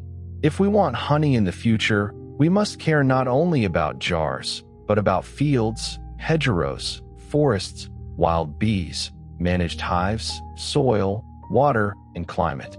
The sweetness is the visible part. The system is the source. A flower, from the bee's point of view, is not merely a colored object. It is a structured place with a smell, a shape, a landing surface, a reward, and a memory value. Some flowers guide bees with stripes or spots visible in ultraviolet. Some have petals shaped to fit certain bodies. Some place pollen where it will touch the bee's head, back, belly, or legs. A flower is a small machine for directing animal movement, and a bee is a small animal exquisitely prepared to be directed while also taking what it needs. Pollen grains themselves are astonishingly varied. Under a microscope, they can be round, spiny, netted, furrowed, smooth, triangular, or sculptured like tiny works of architecture. Their outer walls are made of sporopollenin, one of the most resistant organic materials in nature, which allows pollen to survive in sediments, honey, and archaeological residues. Palynologists can identify plants from pollen grains, reconstructing ancient vegetation and sometimes the floral sources of honey. A grain too small to notice can carry the signature of a species. When a bee packs pollen onto her legs, she is gathering more than dust. Pollen contains proteins, fats, minerals, sterols, and micronutrients needed by developing bees. Nectar feeds energy, pollen feeds growth. A colony near endless nectar but poor pollen can still suffer. Nutrition in bees is not just calories. It is balance. Larvae require proteins. Nurse bees require nutrients to produce brood food. Winter bees require reserves. The health of the colony begins in the diversity of flowers around it. Monoculture can therefore be both abundance and hunger. A vast crop bloom may offer a spectacular nectar or pollen flow for a brief period, then leave little afterward. Bees can gain weight during bloom and struggle when the landscape becomes green but flower poor. A healthy bee landscape is not only a field of one crop at one time.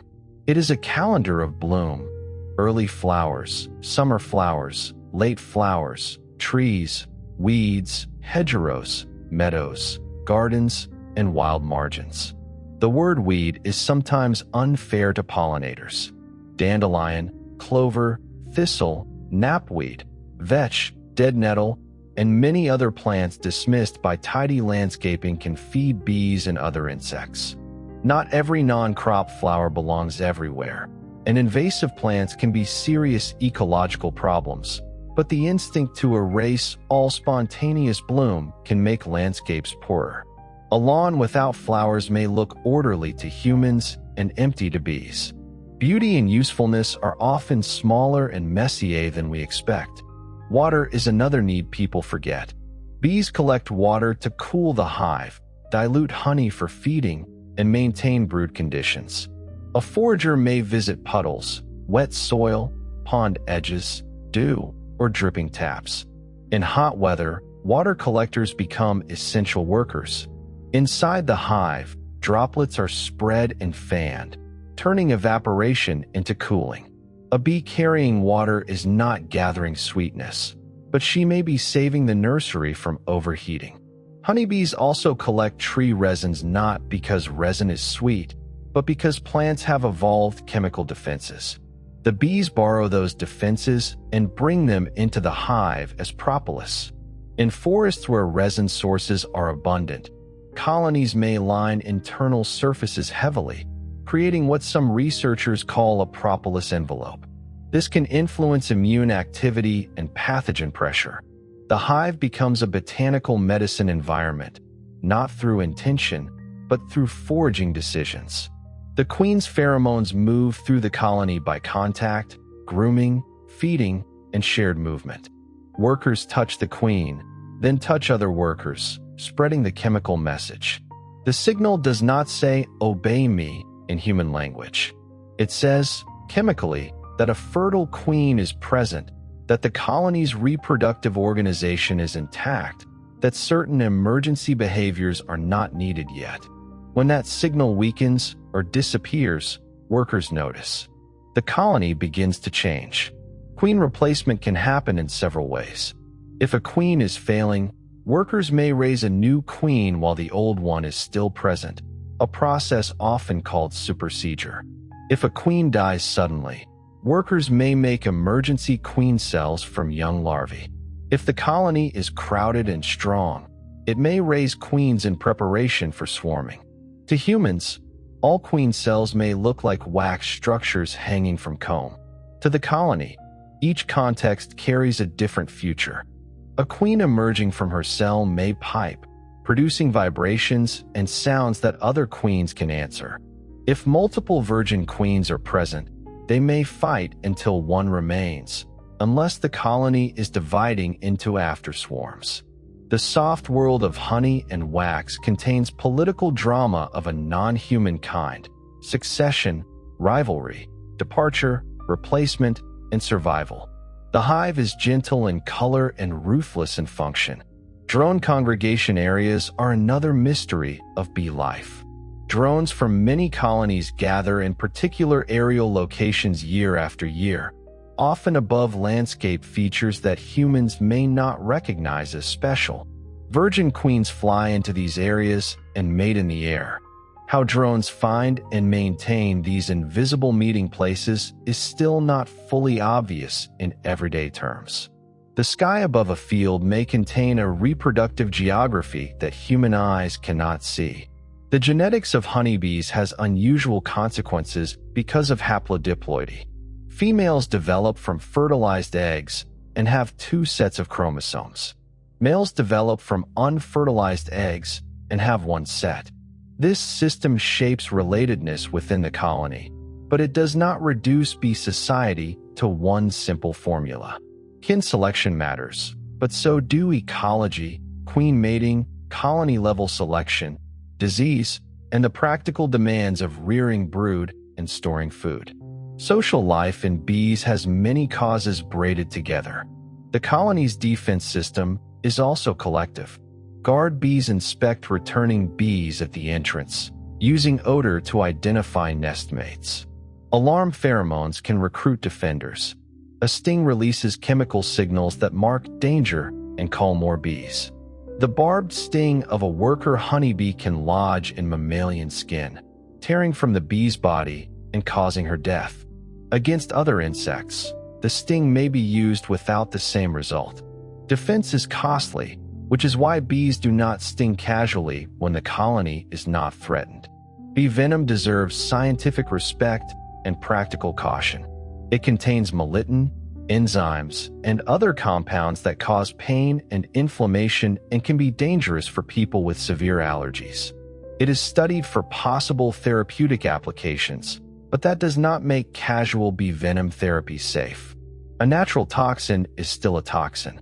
The same substance can be biologically interesting, medically useful in controlled research, and hazardous in uncontrolled use.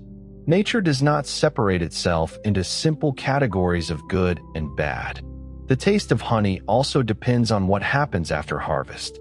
Comb may be uncapped, spun in an extractor, strained, allowed to settle, bottled, warmed, creamed, or left raw with pollen and tiny wax particles. Each step changes texture, appearance, aroma, or shelf behavior. Filtering can make honey clear and attractive, but heavy filtration may remove pollen that helps identify origin. Heating can delay crystallization, but too much heat dulls the living complexity of flavor. Processing is a series of trade-offs. Creamed honey is crystallization guided rather than avoided. Fine seed crystals are mixed into liquid honey so that the glucose forms tiny, smooth crystals instead of coarse grains. The result is pale, spreadable, and stable, with a texture many people love. It shows that a natural change can become a craft. The beekeeper does not fight honey's chemistry. The beekeeper shapes it. Comb honey offers another kind of experience. Instead of honey extracted from wax, the eater receives the sealed cell structure itself. Biting into comb releases honey from its compartments, along with the faint chew of wax. It is closer to the hive's own storage form, though still removed from the bees who made it. Comb honey reminds us that honey does not begin in bottles. It begins in architecture. There is also heather honey, which behaves almost like a gel because of its thixotropic structure. It may not flow easily until stirred or pressed. Some beekeepers use special equipment to extract it. Such honeys reveal that honey is not one material with one behavior. It is a family of substances sharing a name, each shaped by sugars, proteins, colloids, crystals, water, and plant chemistry. A jar can be ordinary breakfast or a complex physical system. Honeydew honey forms when bees collect sweet secretions from insects such as aphids or scale insects that feed on plant sap. The bees are not visiting flowers directly for nectar. They are gathering a sugary substance already processed by another animal. Honeydew honeys are often darker, mineral-rich, and strongly flavored. They show that honey can come through indirect paths. A tree feeds an aphid. An aphid releases honeydew. A bee collects it. The hive transforms it. A human calls it honey. In forests, honeydew can be important when flowers are scarce. Some famous European forest honeys come from this pathway. They taste less like blossoms and more like trees, resin, malt, or dark caramel. The sweetness carries the shadow of leaves and bark. Honey, again, is a record of ecology, not merely a sugar solution. The study of honey authenticity sometimes uses pollen, but pollen analysis has limitations. Some honeys naturally contain little pollen. Some plants produce more pollen than others. Some processing removes pollen. Chemical markers, stable isotopes, DNA traces, and spectroscopy may all be needed to understand origin. Fraud detection becomes a scientific race between increasingly subtle tests and increasingly sophisticated adulteration. Sweetness can be honest or deceptive depending on the chain that carried it. The phrase raw honey is also more complicated than marketing suggests. Raw often means not heated heavily and not finely filtered, but definitions vary. Raw honey may preserve more enzymes and aroma, yet it is not automatically medicinal, and it still should not be given to infants. Pasteurization or heating can improve clarity and delay crystallization, but may reduce delicate qualities. The best choice depends on purpose, flavor, texture, storage, regulation, or culinary use. Cooking with honey changes it. Heat drives off volatile aromas and promotes browning reactions. Honey in bread can help retain moisture. Honey in marinades contributes sweetness and color. Honey in tea dissolves into warmth, but loses some nuance if the water is boiling hot. In cakes, glazes, sauces, and fermented drinks, honey becomes an ingredient rather than a pure subject. Its chemistry enters other chemistry. Honey's acidity can influence recipes. It can react with baking soda, balance fats, brighten dressings, and interact with proteins in browning. It is hygroscopic, meaning it attracts water, which helps baked goods stay moist. These kitchen behaviors are the same material science that helps honey resist spoilage. The pantry and the laboratory are not separate worlds. They are two ways of noticing matter. Beeswax has its own quiet story after harvest. It can become candles, polish, cosmetics, salves, encaustic paint, thread conditioner, food wrap, or lost wax casting material. A beeswax candle burns with a warm scent because the wax itself carries traces of honey, propolis, and hive. Before electric light, candles made from beeswax were cleaner and more pleasant than many tallow candles, which made them valuable. Light, too, once depended on bees.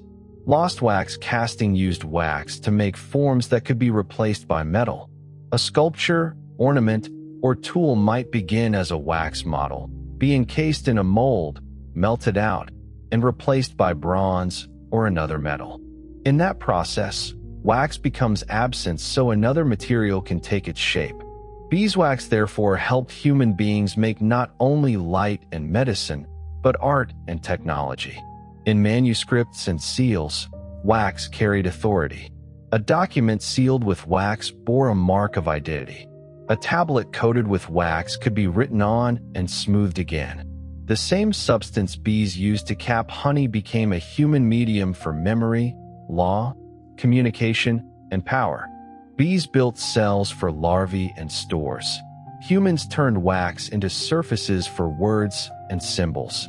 The archaeology of beeswax is especially valuable because lipids can survive in pottery.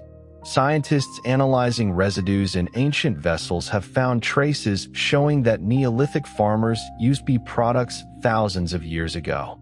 This does not always tell us whether they sought honey, wax, or both, but it reveals a deep relationship between humans and bees. Long before industrial hives, people were already drawn to the products of the colony. Rock art in some regions shows honey hunting, human figures climbing, reaching into nests surrounded by bees. These images preserve risk. Wild honey was not gathered by walking to a shelf. It could mean heights, stings, smoke, darkness inside a hollow, and competition with other animals. Sweetness was worth danger. That alone tells us how powerful honey must have been in a world without refined sugar.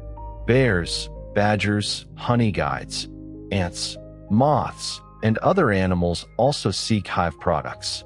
Humans are not the only honey lovers. The Greater Honey Guide, a bird in parts of Africa, famously guides humans and other mammals to bee nests, benefiting from the wax and larvae left after the nest is opened. This relationship between bird and human honey hunter is one of the most fascinating mutualisms involving people. Honey creates partnerships beyond bees and flowers. The Honey Guide story also reminds us that human ecological knowledge is often held in cultures that live close to particular landscapes. Calls, gestures, routes, seasons, and animal behavior become part of shared practice. Science can study such relationships, but it should also respect the people who preserve them. Honey is not only an object in museums and markets, it is part of living knowledge. There is another tenderness in the fact that bees do not know the scale of what they make. They do not know about Egyptian tombs, modern medicine, mathematics, aircraft panels, religious rituals, or jars on breakfast tables. They know local tasks, scents, signals, and needs. Yet from those small acts emerges something that crosses cultures and centuries. Much of nature's grandeur is like this. No participant sees the whole, and still the whole appears. Honey asks us to value the small. A nectar droplet is small. A wax scale is small. A pollen grain is small. A worker bee is small. A single flight is small. But repeated and organized, the small becomes a comb, a colony, a harvest, a landscape service, a human tradition. The lesson is not sentimental. It is structural. Many complex things are built by tiny acts repeated with enough coherence. In the end, honey is both concentration and connection. It concentrates sugar, flower chemistry, bee labor, and sunlight. It connects plants to insects, insects to humans, ancient medicine to modern wound dressings, geometry to wax, agriculture to ecology, and taste to place. It is sweet because plants made nectar and bees transformed it. It lasts because chemistry makes decay difficult.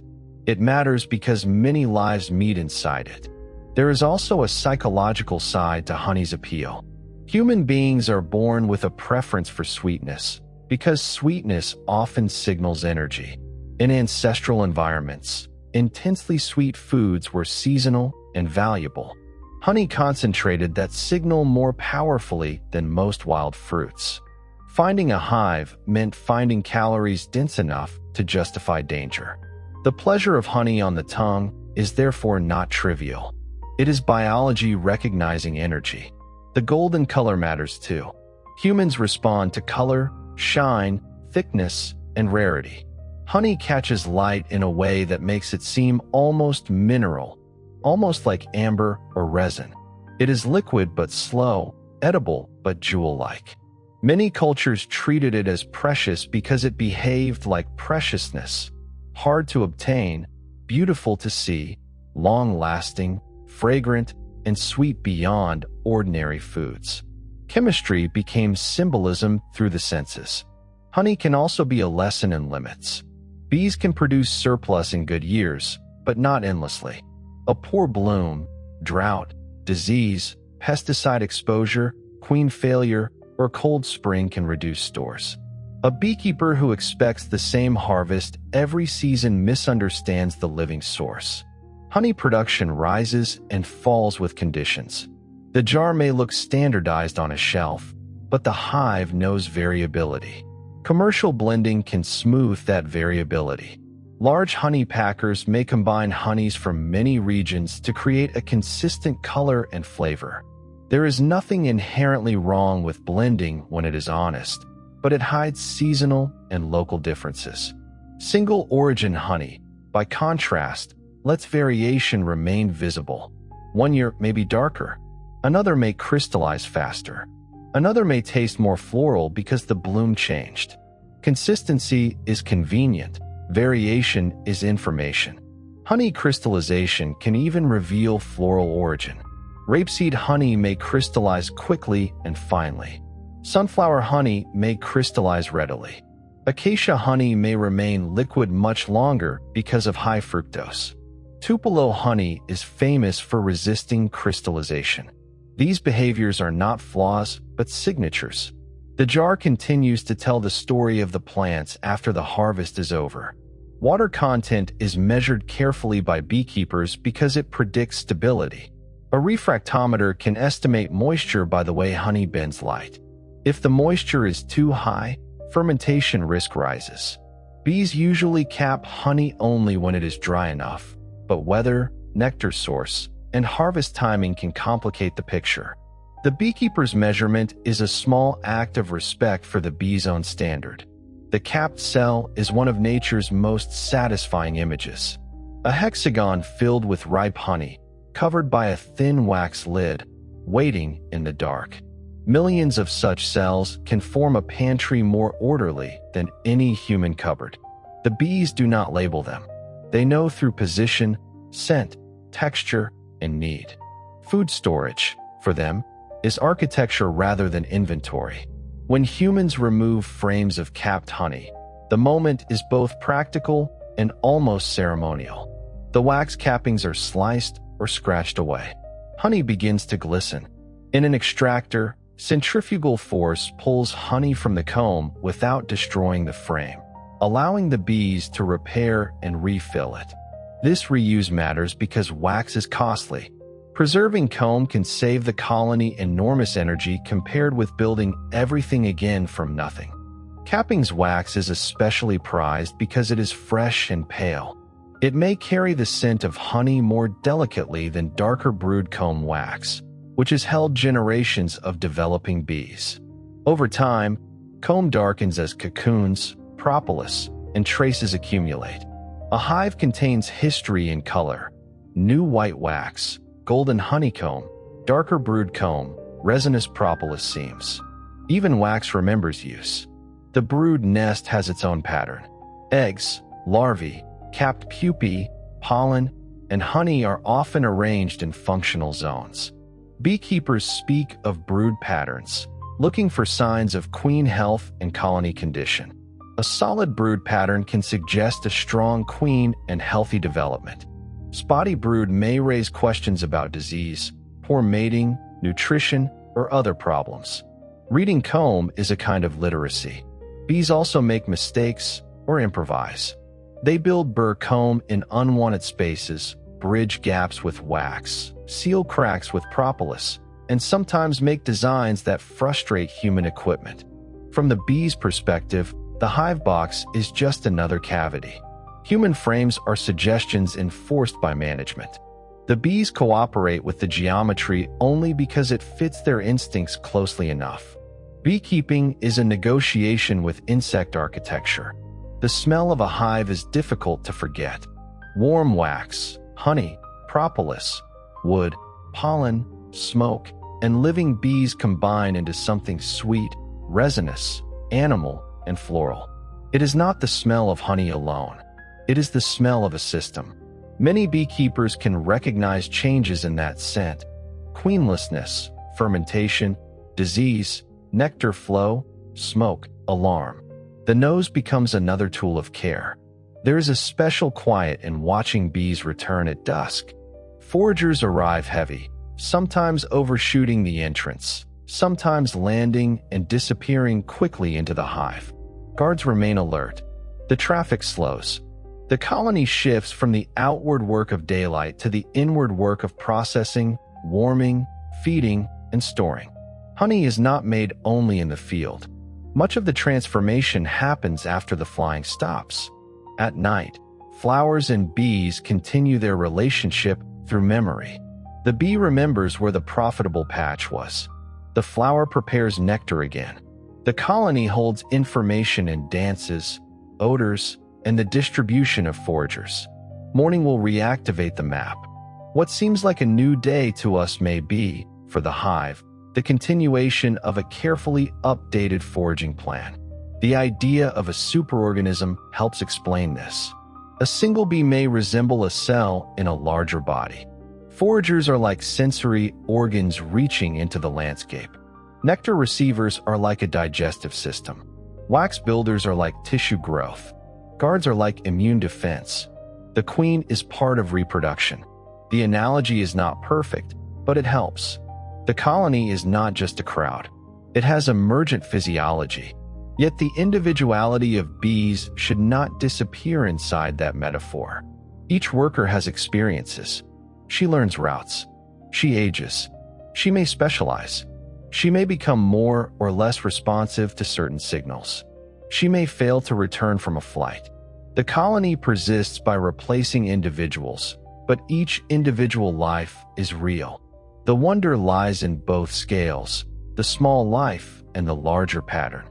Honey makes scale visible.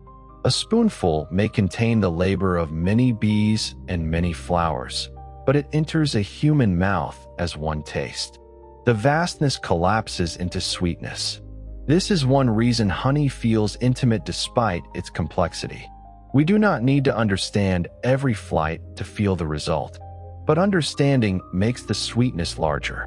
The patience of honey also contrasts with the speed of modern consumption. We open jars quickly, squeeze bottles quickly, sweeten drinks quickly, and move on. Bees do nothing about honey quickly in that sense. They collect tiny amounts, transfer them, evaporate them, cap them, guard them, and use them over time. Honey asks, quietly, whether sweetness means more when we remember the slowness behind it. There is no need to romanticize every part of the hive. Bees fight disease, eject drones, kill rival queens, rob weak colonies, and die by the thousands. But neither should we reduce the hive to brutality. It is a system of care and competition, tenderness and efficiency, cooperation and sacrifice. Nature often refuses a single emotional category.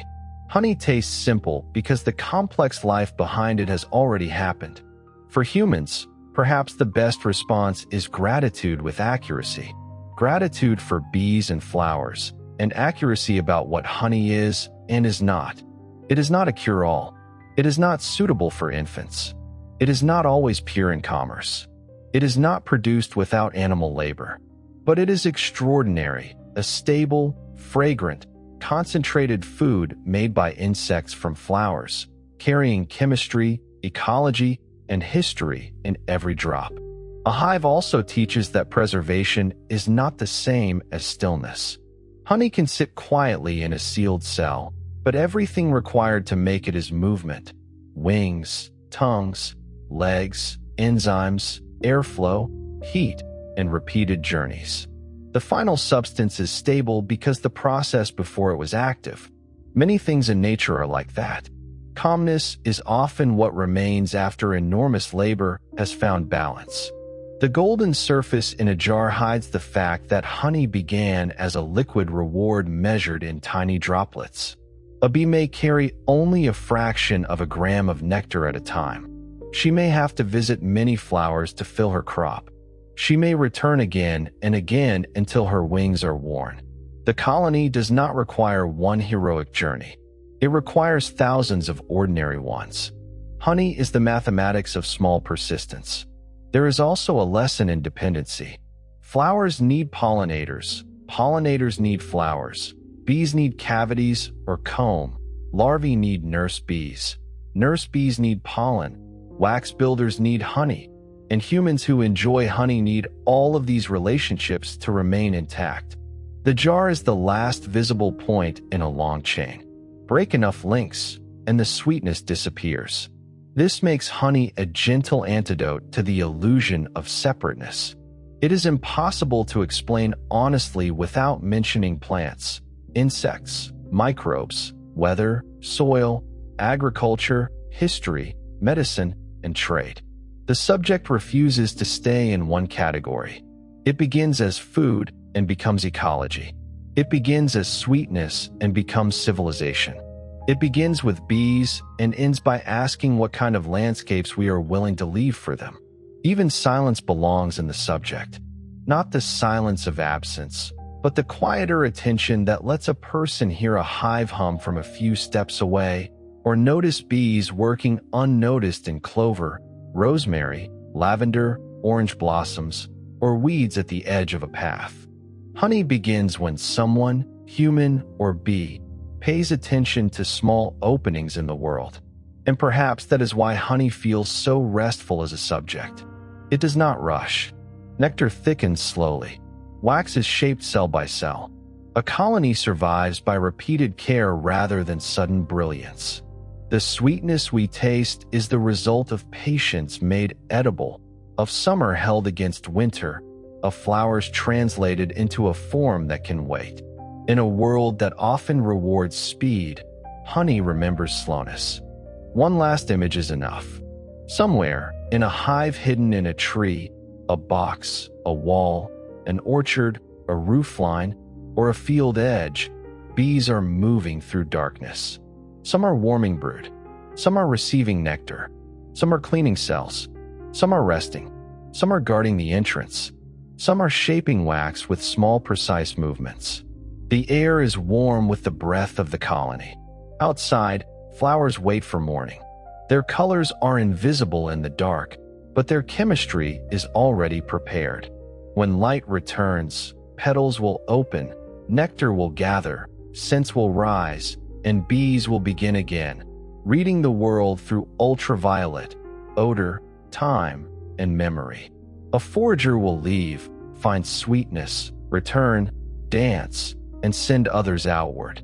The hive will turn scattered flowers into stored gold. Honey is therefore not only a food.